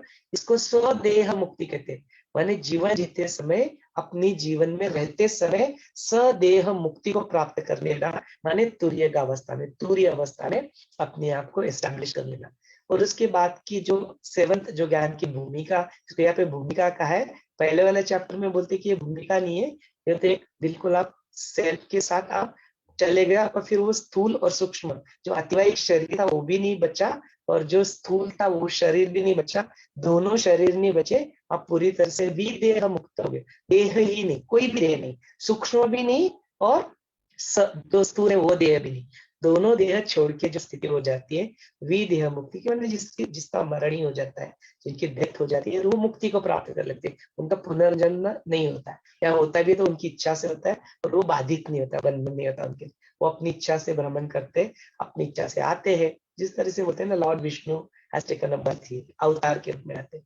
तो वह स्थिति जो रहती है, तो अवतार के रूप में सिर्फ विष्णु नहीं है, तुम भी अपने कई सारे अवतार के रूप में यहाँ पे आते हो, अपने अपने कार्य को पूर्ण करते हो, और अपने कार्य को पूर्ण होने के बाद आप जाते हो। वह विदेह मुक्तों के साथ भी ये हो सकता है, लेकिन हमेशा तो मानते हैं कि विदेह मुक्ति माने उनका कोई पुनर्जन्म होता नहीं है, पूरी तरह से मुक्त हो चुकी, बिकॉज कोई वासना ही नहीं बचती, कुछ करने की इच्छा ही वहां पे बचती नहीं है, तो किस लिए फिर आएंगे ना, क्यों व्यक्त होंगे, कुछ व्यक्त करने की इच्छा नहीं, तो ऐसे वो शिव स्थिति को, ऐसे ब्रह्म स्थिति को वो प्राप्त कर लेते। तो यह पूरा प्रवास होता है नो। तो जिस तरह से हम लोग गुरुदेव की लाइफ में पूरी तरह से तुर्य अवस्था, पूरी तरह से जीवन मुक्त जो होते हैं, वो जीवन मुक्ति की सदैव मुक्ति जो होते हैं उसको इंसान पार करता है। और यही तरीका होता है कि अपनी बाधाओं को पार करते करते उनके ऊपर से छलांग लगाते हुए ना, फिर वह जो एक अवस्था आ जाती है, वो जो स्थिति आ जाती है, उस स्थिति को वह जो नर कहलाता है उसको नारायण का स्वरूप ले लेता है। नर से नारायण बनने की जो प्रवास है, इस प्रवास को थोड़े से रूप में, एक संक्षिप्त रूप में आपके सामने यहाँ पे रखने का यहाँ प्रयास था। तो अपनी वाणी को यहाँ पे रोक लेता हूँ, इस सत्र को आपके हवाले कर देता हूँ। आप जरूर अपने आप को व्यक्त करें, जरूर कुछ प्रश्न है तो उन प्रश्नों को भी आप पूछ लें, उसके ऊपर चर्चा करेंगे, मंथन करेंगे, चिंतन करेंगे, और आपके टेकअवेज क्या है, आपके जीवन में क्या बाधा है, आपने इस जीवन को कैसे उससे निकाला, उससे कैसे मुक्त हुए, कैसे मुक्ति की ओर अग्रसर है या ऑलरेडी मुक्त ही हो, इसका एहसास, इसका अनुभव आपको प्राप्त हो गया। You are welcome to share anything that you wish to. Over to you all. जय गुरुदेव। अनम्यूट का ऑप्शन यहाँ पे खोल दिया जाएगा, खुद अनम्यूट करके अपने आप को जरूर व्यक्त करना। Over to you all. जय गुरुदेव। चैट का ऑप्शन भी यहाँ पे है, चैट ऑप्शन में भी आप उसका पूरी तरह से प्रयोग कर सकते हैं। कुछ प्रश्न है तो जरूर पूछ लें।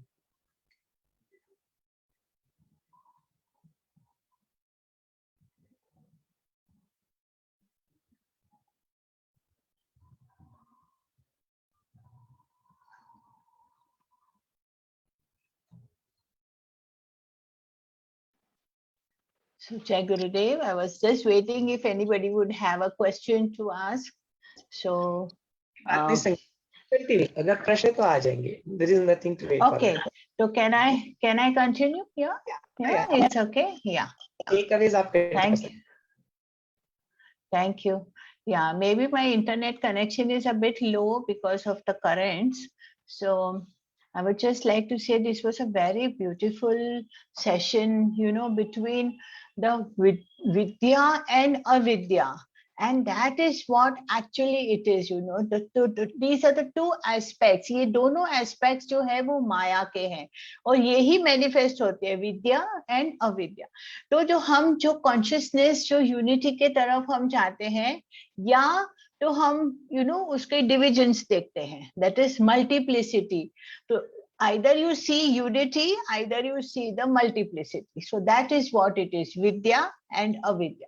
So when it is vidya, it is the unity, you come towards that. And when you are in avidya, that is ignorance, then you go into the multiplicity. बहुत सारे, the divisions that we can see. I'm sorry, I will be using some of the English words. मैं बहुत कोशिश करूंगी कि मैं अपने को हिंदी में express कर पाऊँ। ठीक है। Now here it says that multiplicity also, आपने जो बताया, it is a play or a self expansion of that one. that oneness, you know, वही वो एक जो है वो अनेक होके हमारे सामने प्रकृति हम देखते रहते हैं, and that is what is माया. अब उन सबको समेट के फिर वो एक में डालना is the खेल that we have to do. तो वो अविद्या से निकल के हम विद्या में कैसे आते हैं, उसकी भूमिकाएं हमने देखी और अलग अलग हमने देखी. That was really very very beautifully explained by you, Someshwar ji, and it is having so much of clarity. You know, it is really that way. And then again we went ahead कि ये जो consciousness है, जो हमारा multiplicity का है, it is separated from the true knowledge. वो true knowledge से हम निकलते हैं, बाहर है, इसलिए वो हमको ये सब कुछ दिखता है. और जो व्यू पॉइंट है कि हमारा जो सेपरेटनेस है, दैट इज द ईगो, वो जो हमको आइडेंटिफाई करता है, वो हमको डिवाइड करता रहता है फॉर्म में, और हमारे जो एक्शंस है ना वो लिमिटेड हो जाते हैं. तो वो जो हमको है वो हमको आभास देता है कि बहुत कुछ है, दौड़ना है, भागना है, ये करना है, मैं ये हूँ, मैं वो हूँ. और ये हमको जो है कॉन्शियसनेस जो है, ईगो कॉन्शियसनेस, हमको और भी हमको और बाहर दौड़ाती है. And that is what we call as ignorance. whereas what is Brahman? Brahman is that Lord, वो जो एक all blissful है, but that is free from all limitations by his unity, all powerful. That Brahman is what we have to go and be with that, and it is seen by all. Then it is seen by all our actions or the play of the forces. And then what happens is that when you go into that his own oneness, it is he is the Lord of that Vidya. And of course avidya also, it is not only one, but he has both the aspects in it. So these are the two sides of his self-conception, that is the Maya, that is the twin powers of his energy, that is the Chit and the Shakti. So both of them we saw how it is. That is, again we call that Shiv and the Shakti in that way only. So that was very nice. And the next one I can tell you is these both of them, the Vidya and Avidya, they have their legitimate gains for the human soul. तो जो अपना जो perfect जो अपने को thinking है, it's undertaken by the individual in the manifestation. So these are the steps that you get, and that Vidya absorbs that Avidya also. You know, that is the beauty of it. And then again it is वो अविद्या भी अविद्या नहीं रहती है, वो भी विद्या में एब्सॉर्ब हो जाती है. तो हमने जैसे देखा वो जो ज्ञान और अज्ञान की जो भूमिकाएं थी, that was so nice, you know, it was so beautifully said. All those 7 stages, that is the बीज जागृत, जागृत अवस्था, महाजागृत अवस्था, जागृत स्वप्न, स्वप्न अवस्था, Swapna Jagrat Avastha, and Shushopati Avastha. So all these, I won't go into details. These are just a revision for myself that I'm telling you. And we also saw the Gyan ki 7 bhumikaएं. That was also very nice. जो शुभ इच्छा जो जागृत होती है, जो विचारना जो है, self inquiry जो जागृत होती है, पहले डिजायर है, फिर अपना जो विचारना है, that is that inquiry that we have, then we saw the Tanu Mansa, Satvapati, Asansakti, maybe I can't pronounce it, it's okay. Padhartha Bhavani, means you don't like those things also, you keep on living all of them. The disconnection, the dispassion, then you go to the Turiya Avastha, and then ultimately is the Turyati. So that was very nicely given and explained by you, Someshwarji, to all of us. Thank you very much. And it was a really very beautiful session, which we would really love to, listen it again also. So we have it on our YouTube, and of course we are going to listen. I am at least going to go through, because the grasping power of the mind is not that much, but the whole picture was very clear about it. So ultimately क्या होता है, वो सब विद्या से हम अविद्या से निकल के, विद्या से निकल के हम उस एक ब्रह्मन में लीन हो जाते हैं. So it is again the same thing, that individualized consciousness goes and merges into the infinite consciousness, and it becomes just one, and that one is what we all are. So thank you very much, Someshwarji, for letting me express myself. Thank you. Jai Gurudev. Over to all of you, whoever would like to go ahead. Jai Guru Sangeeta ji, that was really beautiful insights about, no, it's a nutshell. Thank you so much for that. Yeah, so this is what we do. The people who are new here probably has come, no? So what we do, we express ourselves. So we takeaways, we do the takeaway. One is my one takeaway, one or two takeaway. Then we go for the second round of takeaways. So we express ourselves that this is my takeaway, this is my takeaway, this is what I learned, this is what I remembered, and we ensure that probably we do not repeat it. No? So just something next. So go ahead and express yourself as much as possible. If something is there you would like to express, if little bit of repetition is there, never mind, it's okay. आप अपने आप को जरूर लिखा करें कि आपने आज के सत्र से क्या सीखने को मिला, क्या आपके टेकअवेज थे. Over to you. अपने आप को अनम्यूट कर ले एंड देन आप जरूर अपने आप को व्यक्त हो सकते हैं. यदि आप चाहे तो कैमरा भी ऑन कर सकते हैं. We can always. हाँ, Sangeeta ji please go ahead. जय गुरुदेव. सर मुझे कल जो सेशन अटेंड किया था ना, उसके रिगार्डिंग थोड़े डाउट से, तो अभी पूछ सकती हूँ ना? हाँ जरूर पूछ सकते हैं, कोई बात नहीं, गो अहेड. तो कल एक्चुअली जो आपने बताया था कि ब्रह्मदेव का एक दिवस मीन 14 मनु है ना, जैसे कुछ 14 मनु में उसको डिवाइड करा गया है. उसको मनवंतर कहते हैं. तो ऐसे 14 मनवंतर निकल जाते हैं तो ब्रह्मा का एक ही दिन होता है. हाँ, तो फिर वो आपने जो मनु राजा की स्टोरी बताई ना, उसका वो तो टाइम पीरियड हुआ ना 14, और फिर आपने मनु राजा की स्टोरी बताई, तो उसका वो कैसे कनेक्शन है? हाँ, कनेक्शन ये है, तो आप हमारे हिसाब से हम लोग मनु जो है ना, वो हम लोग सोचते हैं कि मनु एक ही बार उत्पन्न हुआ है. वो ब्रह्मा के एक दिन में 14 मनु उत्पन्न हो जाते हैं और नष्ट भी हो जाते हैं. 14 बार. तो वो टाइम पीरियड है कि मतलब उनका बेटा मनु है ब्रह्मदेव के? ह्यूमन ईयर्स में उसको एक्सप्रेस किया है ना, एक मनवंतर 306 मिलियन 720,000 ईयर्स का एक मनवंतर कहलाता है. तो टाइम पीरियड में ह्यूमन लाइफ में, ह्यूमन ईयर्स में उसको एक्सप्रेस भी किया गया है. It's unit, it's a calculated unit.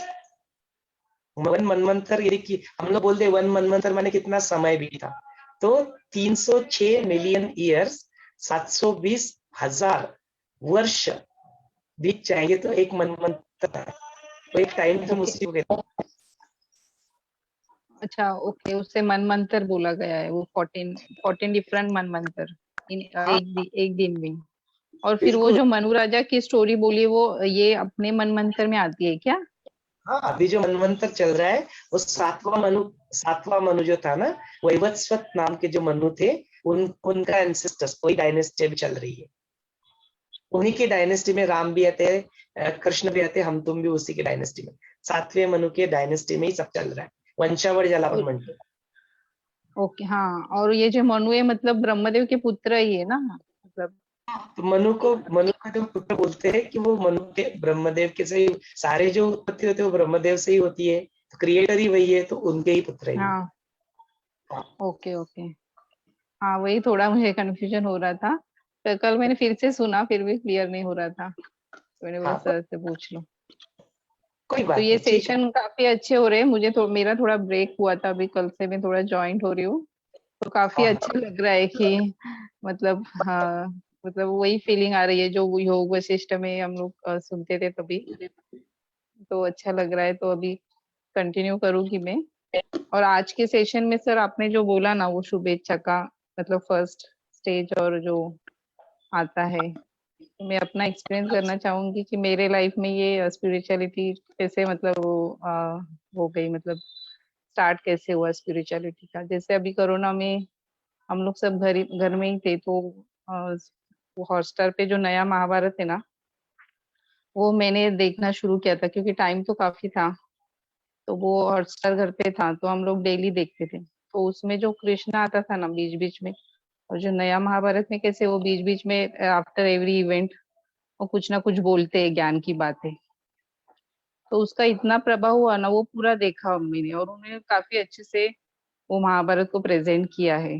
ये जो नया वाला जो है ना वो, उसमें हर वक्त आपको ज्ञान देते ही रहते हैं कृष्ण आफ्टर एवरी इवेंट की इसका क्या मतलब है, वो नॉलेज है। तो वो महाभारत जब खत्म हुआ ना तो मुझे ऐसे लाइक ऐसे हुआ कि नहीं, उनको कुछ तो बोलना है जो मुझे और समझ के लेना है। वो जागरूक हुआ मन में कि वो एवरी टाइम कुछ तो बोलते हैं, कि क्या बोलते हैं। तो उसमें भगवत गीता भी दिखाई गई ना कि युद्ध में गीता बताते हैं।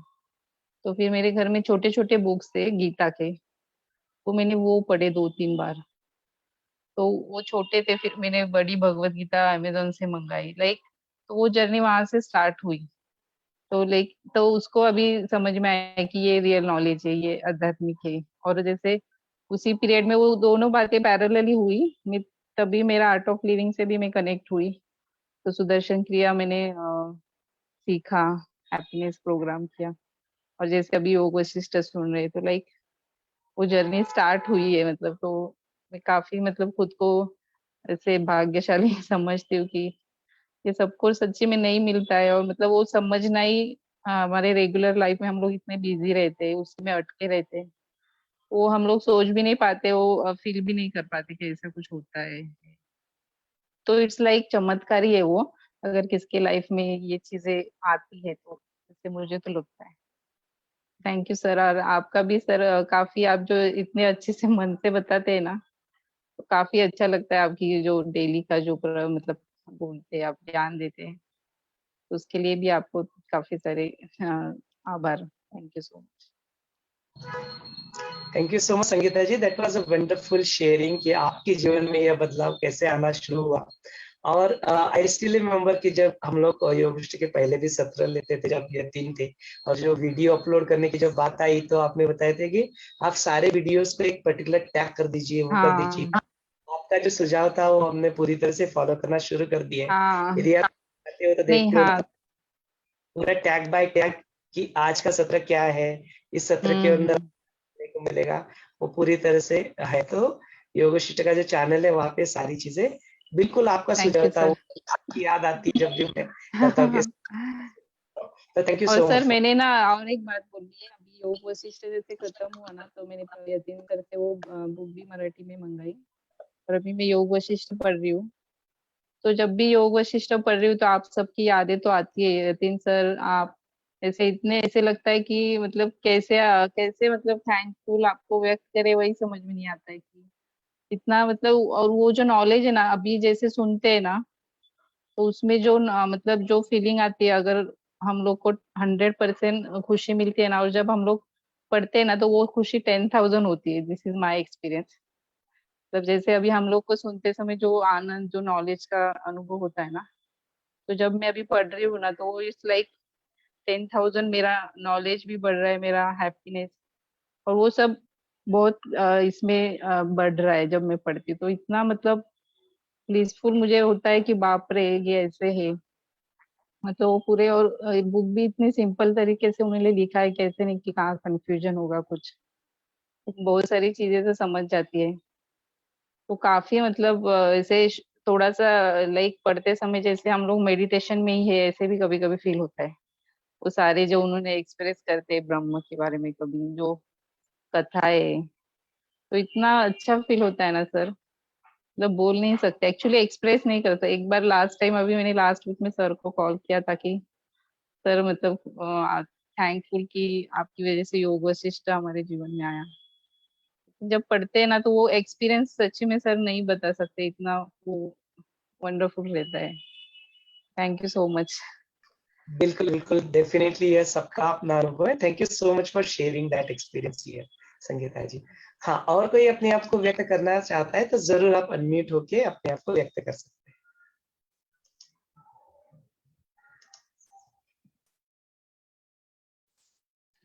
जय गुरुदेव। बोलने को तो बहुत है, पर ऐसे पानी ऐसे ये नहीं हो रहा। मैं वही एग्जाम्पल से बोलना चाह रही थी कि जैसे बचपन में बच्चा एकदम छोटा होता है, बेबी छोटा सा, पर माँ जैसे से बूटी देती ना, उसमें क्या क्या बहुत कुछ रहता है।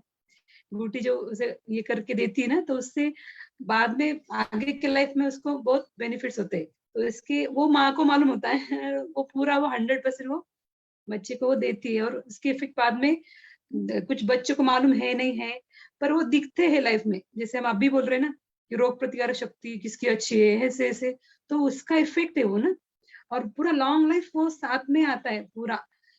तो बस मैं ये सुन रही थी ना, तो मुझे वही लग रहा था कि बस उतनी श्रद्धा गुरु के प्रति रखो ना, तो उन्हें मालूम है इनके लॉन्ग लाइफ में इनके लिए क्या अच्छा है, क्या बेटर, कितना मैं अच्छा दे सकता हूँ पूरा प्योर ऐसे, तो उनको मालूम है ना, तो वो देते हैं। तो बस हम वहां पे जब बच्चे थे तब हम माँ से थोड़ी पूछते थे ना, तब तो आने भी नहीं थे ऐसे कि ये क्या है, इसमें क्या है, इसके बेनिफिट्स क्या है, इसके साइड इफेक्ट क्या है, कुछ ऐसे बुद्धि लगाते ही नहीं थे ना। तो उनको मालूम है ना, बस सिलेंडर समर्पण पूरा रखना है कि वो जो भी दे रहे सबसे बेस्ट दे रहे, और सही सही टाइम पे वो दे रहे से ना, तो बस उतनी श्रद्धा रखे ना। तो मुझे वो सुनते सुनते ही लग रहा था कि जैसे ये सब अपने लाइफ में हो गया, ऐसे गुरु थे, अभी प्रत्यक्ष अभी दिख रहे से, बट वो थे ही पहले से, कुछ अलग से कुछ अनुभव ऐसे गलत कुछ आया ही नहीं। जब दूसरों का सुनते हैं ना, तो ऐसे लगता है कि हाँ पहले से ही हमारे साथ गुरु थे, इसलिए हम ये फेज से कभी गए नहीं। पुरा उन्होंने जसे बोलते ना की तळ हाताच्या फोडाप्रमाणे म्हणतो ना आपण, जसं आई जसं इतकं प्रेमाने ठेवते ना, तितकंच ते आपण ह्या जगात पण तितकंच आपण छान राहिलो असं वाटतं, की ह्या एजला पण असं वाटतं की वॉव, की आपलं लाईफ किती छान गेलं ना। मग हे ते गुरु ग्रेसच होता सोबत। तो बस ऐसे वर्ड नहीं आ रहे ऐसे सुनते ना जब, तो वही लगता है कि हाँ कोई है जो हमारा हमें प्रोटेक्ट कर रहे हैं ना। बस हमें वही देखना कि समर्पण करना है, कुछ है तो प्रार्थना करना है, और बस वही प्रेम में रहना है। तो ऑटोमेटिकली ये सब ऐसे कुछ ऐसे ध्यान में रखो या लिख लो या पढ़ो ऐसे, तो ऐसे लगता है ना कि हाँ ये भी एक है स्टेप है। बट ऐसे लगता है ना कि जैसे हम बोलते हैं ना कौन सा सेंट या स्प्रे कौन सा आपको अच्छा लगता है, तो वो हम स्प्रे कर लेते हैं, मार लेते हैं, और वो सुगंध वो फील करते हैं ऐसे। बट उसके पीछे कितनी प्रोसेस है ना, वो थोड़ी हम देखते हैं ना, उसके पीछे की प्रोसेस थोड़ी हमें मालूम होती है ना कि ऐसे कलर। तो मेरी माँ हमेशा बोलती है कि जो आपको इत्र अच्छा लगता है ना, आप वो छोटी सी डब्बी में वो कैरी करते हो, है ना। तो सेम ये वही है नॉलेज, कि उसमें इतना अटकना नहीं है कि मुझे समझ में आ रहा है नहीं आ रहा है, तो उसमें से क्या एसेंस है वो ले लो और आगे बढ़ना है बस। जय गुरुदेव, थैंक फॉर गुरुदेव। बहुत बढ़िया जयश्री जी। हाँ, आप जरूर अपने आप को अनम्यूट करके आप अपने आप को व्यक्त कर सकते हैं। You can unmute yourself and express yourself, to contribute, you can express your कमीज, लविंग्स, एनीथिंग इज फाइन।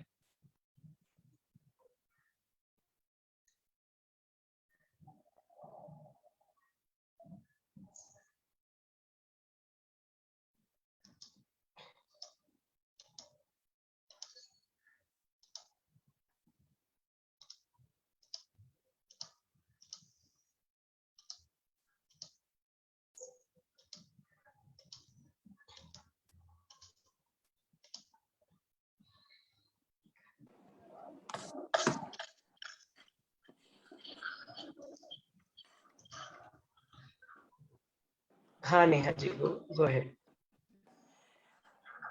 जय गुरुदेव।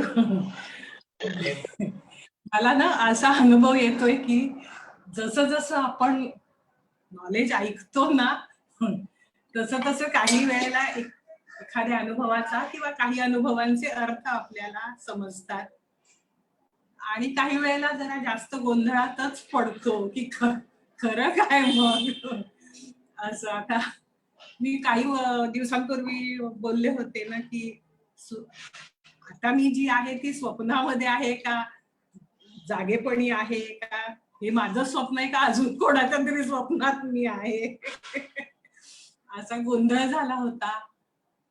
मग मी असं स्वतःला समजावलं की नाहीतरी सगळं काही भ्रमच आहे ना, तर काय फरक पडतो, स्वप्न असेल नाहीतर खोटं असेल, पण खरं तर नाहीच आहे. खरी एकच गोष्ट आहे ती तिचा अनुभव चिरंतन राहील. तेव्हाच खरं असं मी बजावलं स्वतःला. आणि मग मांडुक्य उपनिषद मी ऐकते युट्यूबवर, स्वामी सर्वप्रियानंदांचं. तर त्याच्यामध्ये त्यांनी कॉन्शियसनेसच्या 3 अवस्था सांगितल्यात, स्वप्न, जागृती आणि सुषुप्ती. तर तेव्हापासून मला प्रश्न पडतोय की मी स्वप्नात आहे का खरी आहे. योग वैशिष्ट्य ऐकलं तर कधीतरी प्रश्न सुटला, कधीतरी जास्त. तर शेवटी मी आता असं मला स्वतःला समजावलंय की सत्य एकच आहे, ते आपल्याला माहिती आहे काय आहे ते. अनुभव अधूनमधून येतात, पण त्याच्यात कायम टिकू ते खरं, बाकी सगळं मृगजळ आहे, असं मी आपलं मला समजावलेलं आहे. जय गुरुदेव. जय गुरुदेव Neha ji. Yeah, that was a different way of expression. Na? कि, हाँ, it is like this, then I have made myself understand like this, and I am calm. That is wonderful. और किसी को अपने आप को व्यक्त करना है, और किसी को अपने टेकअवेज या आपका अनुभव शेयर करना है, you are welcome to do that.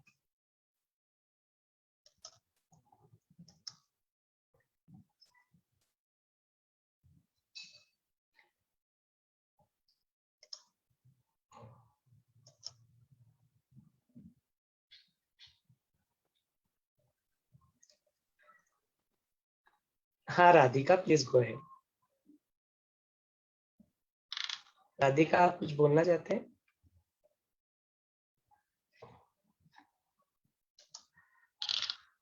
We can go for the second round of sharing. Yeah, I just had a thought now. Okay, Vandana is there. She's unmuted herself. She would like to go ahead. हाँ वंदना जी बोलिए. अजय गुरुदेव बोलिए. Actually मैं भी योग विशिष्ट बहुत अच्छे से सुना है, तो उसमें यही बताया मेरे को, आपका जो आज आपने, मैंने भी संयम किया है तो सारा क्लियर हुआ मेरे को. I am very grateful and gratitude for you. Thank you. हाँ जय गुरुदेव. वंदना जी, अपना जो ग्रेटिट्यूड है मास्टर के प्रति कि गुरुदेव ने हमें क्या क्या दिया है, यह योग विशिष्ट सुनने के बाद वो एक ग्रेटिट्यूड मन में आ ही जाता है कि सचमुच he has given us everything. Just that कि अपनी छोटी बुद्धि थी उसको समझ नहीं पा रही थी. ऐसा भी नहीं है, आज भी बहुत कुछ समझ लिया है. बड़ी है बुद्धि हमेशा छोटी ही रहती है. इस बात के बारे में अवगत होना ही बड़ी महाबुद्धिमत का काम है. कि मैंने सब जान लिया, मुझे सब पता है, ये नहीं, मेरी बुद्धि छोटी है, वो सब कुछ जान नहीं सकी.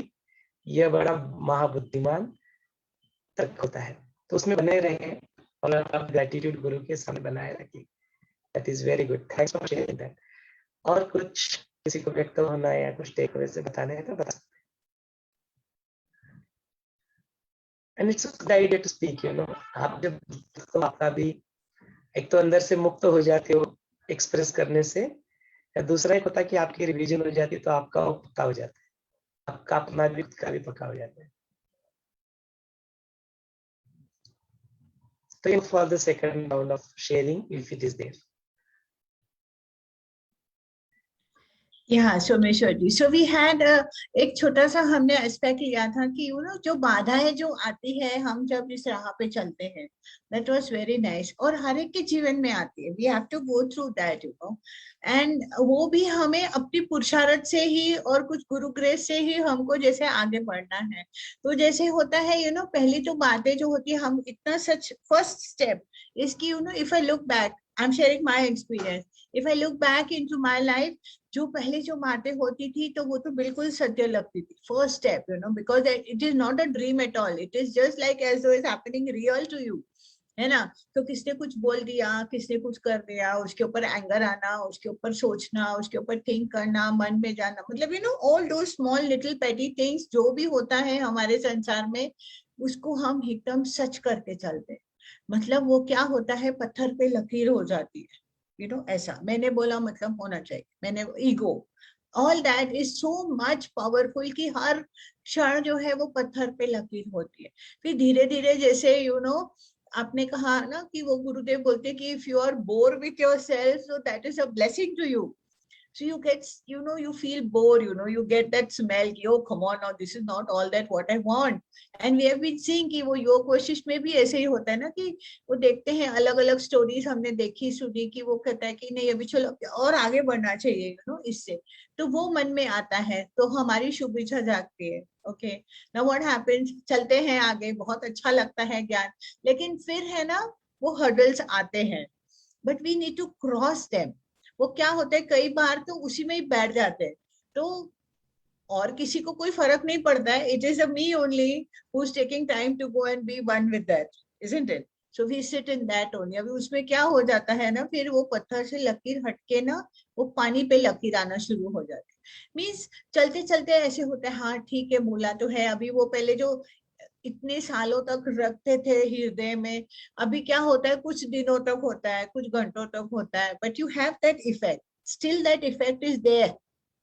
मुझे ही बोला, मेरे साथ ही ऐसा हुआ, सब कुछ ऐसा होता है, you go on have that all that sense, but now it is पानी पे लकीर। मतलब पानी पे लकीर कितनी देर ठहरती है, just for few seconds it's there, but you come out of that.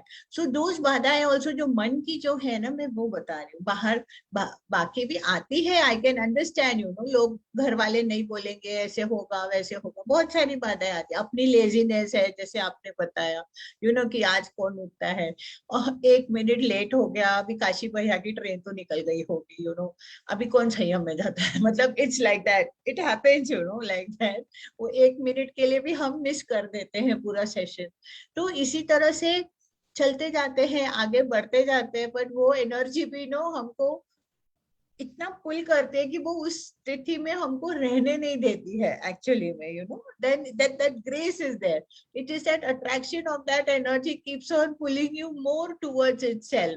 So उसमें से भी हम निकलते निकलते then we go ahead and then we go and be firm like that Meru mountain, that Meru पर्वत की तरह हम फिर वो एस्टैब्लिश हो जाते हैं। So all these will come, then what happens, the last stage is it is just like हवा में कुछ छोड़ दिया, that is what it is, कितनी देर ठहरेगा, ठहरता ही नहीं है बिल्कुल, that is the position. So slowly gradually when you are in this, these are the 3 stages which come. First is the पत्थर पे लकीर, then is the पानी पे लकीर, and then it is the हवा में लकीर, कुछ है ही नहीं, nothing is there. Then you go into that stage, and then you are just like that in the joy and the bliss and the compassion which we see all in Gurudev. That is the best thing. So the best example in front of us is Gurudev, showing us all this can be possible, and it is possible. So that is what my takeaway is. So बाधाओं आते हैं, but they are again, they give you that challenge to go ahead. And when you go ahead, you feel more better, you feel more powerful, that you can overcome all this, That is what the strength within you can feel. And that वो आत्मा का जो power है अंदर का ना, वो शक्ति जो महसूस होती है, उसमें बड़ा मजा आता है, बड़ा एक, you feel very nice in that. So all these बाधाएं also you keep on crossing. You see the games that children they play, how it comes, he jumps over that. How it comes, he jumps. So some of them you fall also. It's not always you're going to jump. But then in some, it's a grace which takes you up in that height and you're going through that. So I have seen myself also sailing through all that. So many hurdles which have come in my life. And those are the actual, they give you that strength, that strength you get again from your Gurudev and your own sadhana, you get the strength, you go up and sail through that. So that is what it is. So they are good, जो भी आती है बाधाएं वो भी अच्छी है, because they take you ahead. So that is what I would like to say that. Yeah. Thank you. And over to you. कि किस तरह से बाधाओं को आपने बाधा के रूप में जान लिया, तो फिर आपको मार्ग मिल ही जाता है। बाधाओं को बाधा की तरह समझते हैं तो फिर वो ऑब्स्टेकल, वो सचमुच की बाधा बन जाती है अपने जीवन में। It was really beautiful. और किसी को अपने आप को व्यक्त करना है तो जरूर अनम्यूट करके व्यक्त कर सकते हैं। हाँ, मैं बोलना चाह रही हूँ। जो देख रहे थे हम सब ना, तो उसमें एक पॉइंट याद आया मुझे कि जो सातत्य बोलते ना हम, कंटिन्यूटी, तो वो भी कितना ये कहते ना कि दिखती हो, जैसे कि डॉक्टर ने कुछ खांसी आ रही तो कुछ औषध वगैरह लिख के दिया, तो हम थोड़ी बोलते ना वाह इसमें मेरी खांसी दुरुस्त हो रही, तो एक ही बॉटल वन टाइम थोड़ी पी लेते ना, उसके लिए कुछ टाइम पीरियड रहता है, क्वांटिटी रहती है ना, कुछ कोर्स का वो डेट रहता है कि इतने दिन आपको ये करना है, तो हम वो टाइम टेबल फॉलो करते हैं, वो क्वांटिटी फॉलो करते हैं, सब फॉलो करते हैं ना, तो वो और सातत्य भी रहता है, ऐसे नहीं कि एक दिन किया 2 दिन छूट गया 4 दिन किया कुछ छूट गया, नहीं, तो सातत्य जो रहता है ना, कमिटमेंट हमारी, तो वो भी कितना इफेक्ट करती है ना, ऐसे एकदम मुझे याद आया, तो वही है कि जो हम बोलते हैं ना गुरु कृपा है, ये है ऐसा है, तो सब वो देखना होना, तो सातत्य जो बोला है ना गुरु ने, तो वो तो करना ही है, और उसमें वो कमिटमेंट सातत्य वो चाहिए ही चाहिए, उतने टाइम के लिए पीरियड के लिए, इसीलिए बोलते हैं ना कि ये कोर्स करने के बाद कितने दिन आप उसमें रहो, ये करो, तो आपको इफेक्ट दिखेगा, तो बराबर वो दिखता ही है। जय गुरुदेव। एब्सोल्युटली, कमिटमेंट एंड सातत्य, इट्स वेरी नेसेसरी। हाँ वर्णा जी बोलिए। जय गुरुदेव। वो जो आपने बताया ना कि लाइक बोरियत के बारे में, मैं मतलब अपने से रिलेट करती हूँ कि कुछ दिनों से मुझे ऐसा लग रहा था लाइक योगा से सेशन करती हूँ, फिर भी पता नहीं कुछ ऐसा खालीपन लग रहा था, I was not feeling comfortable. फिर मैंने मेरा डे टू डे का रूटीन शायद कुछ गड़बड़ है, फिर मैं ऐसा जब फील होता है तो थोड़ा सा मेडिटेशन कर लेती हूँ या फिर कुछ भगवत गीता सुन लेती हूँ, नहीं तो फिर अभी अपने जो यूट्यूब पे आप वीडियोस डाल रहे हैं वो सुन लेती हूँ, फिर उसके बाद वो माइंड थोड़ा सा ये हो जाता है। तो मुझे ये बोलना था कि ये आज का जो सेशन था ये इसी से रिलेटेड है क्या? यही मेरा मतलब सही में ऐसा ही है क्या? मतलब मैं जो रिलेट कर रही हूँ, क्योंकि मैंने फील किया कि जब भी आजकल हमेशा मुझे ऐसा होता है, तो फिर मैं कुछ तो भी ऐसा ये पढ़ लेती हूँ, कुछ तो भी या फिर मेडिटेशन कर लेती हूँ, फिर थोड़ा माइंड ऐसा मतलब कूल हो जाता है। तो क्या ये यही है क्या? मैं सही में बराबर अंदाज लगा रही हूँ? बिल्कुल सही है वर्णा जी, क्योंकि जो रोज का जो रूटीन है ना, तो रूटीन में आप जो कुछ कर रहे हो, यदि वो रूटीन में अनावश्यक चीजें जो हम लोग करते रहते हैं ना, वो अनावश्यक चीजों से बोर हो जाना, ये बिल्कुल सही है, इट इज एब्सोल्युटली राइट। लेकिन क्या होता है कि हम लोग क्या करते हैं, समय अज्ञान में समटाइम्स क्या करते हैं ना, जो आवश्यक चीजें होती है उनको अनावश्यक समझ लेते हैं, और जो अनावश्यक चीजें रहती है उसको आवश्यक समझने में उसमें उलझे रहते हैं। यह जो विवेक जो है ना, यह विवेक जागृत होना बहुत आवश्यक होता है, और इसकी स्टेज ही यही है कि सबसे पहले आपको बोरियत लगेगी। देखो आपको ना, जो आप बाकी के सारी चीजें कर रहे हो ना, अनावश्यक चीजें आप कर रहे हो तो आपको मेरा बोर है यार, लेकिन देखो सबसे आवश्यक क्या है, ध्यान करना, वो आवश्यक है, उसमें आपको अच्छा लगता है। उसके बाद में ज्ञान को आपके पास है, बोरियत हो गया, आपके पास चॉइस था कि जाके मैं कोई मूवी देख लूं या कुछ तो कर लूं, और कुछ और कर लूं। देखो ना कितना लोगों को बोर होता है, लोग क्या करते हैं, जाके दारू पीते हैं, ड्रग लेते हैं, पब में चले जाते हैं, न्यू क्लब बाहर यूएस वगैरह न्यू क्लब में कुछ तो पोर्नोग्राफी देखी, कुछ तो करेंगे। Is your mind getting stuck into all these things? No. Look at the change, look at the transformation.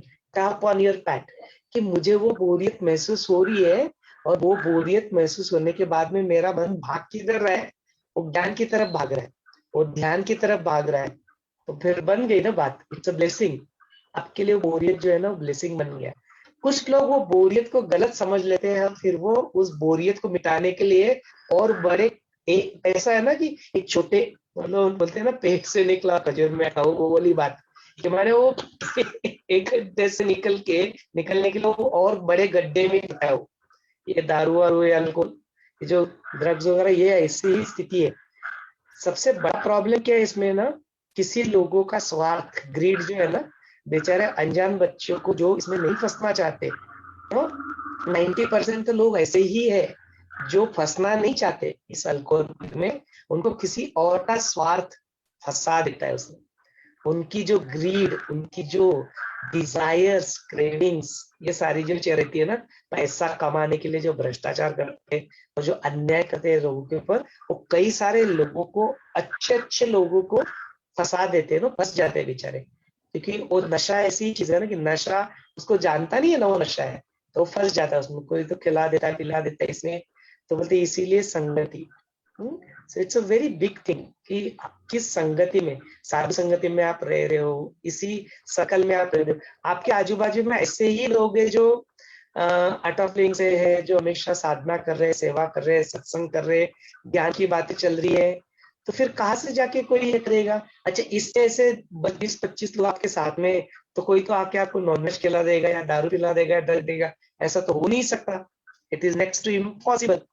तो यही पे बात आ जाती है कि जो सारा पीयर प्रेशर जो रहा है, बाहर हम लोग जाते हैं तो बहुत अवगत होना, जितने जल्दी अपनी उम्र जो है इसमें, इसके बारे में अवेयर होना कि मेरे को बोरियत लग रहा है, तो क्या बोरियत माने सच्ची बोरियत क्या है, एंड देन उस बोरियत में मैं क्या करूं, तो फिर वो अज्ञान के मार्ग पे नहीं भटकेगा, वो ज्ञान के मार्ग है। आप बिल्कुल सही जा रहे, आप जरूर यह अपना अनुभव बताना सबको, and thank you so much that you are sharing.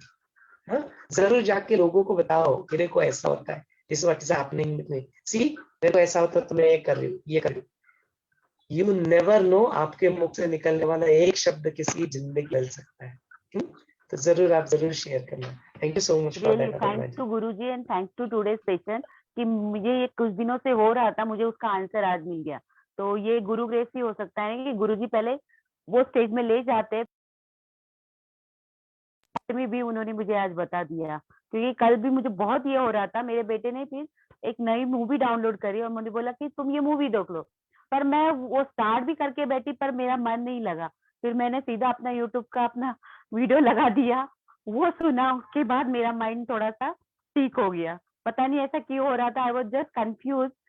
तो गुरुजी ने कैसे मुझे आंसर दे दिया। See this is the Guru grace. Thank you so much. That's really good. Thank you so much for sharing that. हाँ, ऐसे ऐसे ही अनुभव आते हैं। It's good to share such अनुभव। आपके अनुभव से उनको सुन के पता नहीं किसकी कली, क्योंकि कली कभी भी खुल सकती है ना, वो स्प्राउट कभी भी हो सकता है। सब में तो अस्तित्व है, वो चैतन्य है, तो चैतन्य कब अपना रूप दिखा ले, कब अपना विराट स्वरूप धारण कर ले, we don't know. It's good sharing अपना। किसी और को अपने आप को व्यक्त करना है तो जरूर आप अनम्यूट करके व्यक्त कर सकते हैं।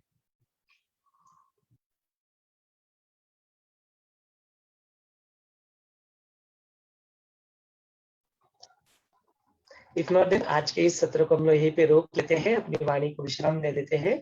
जय गुरुदेव।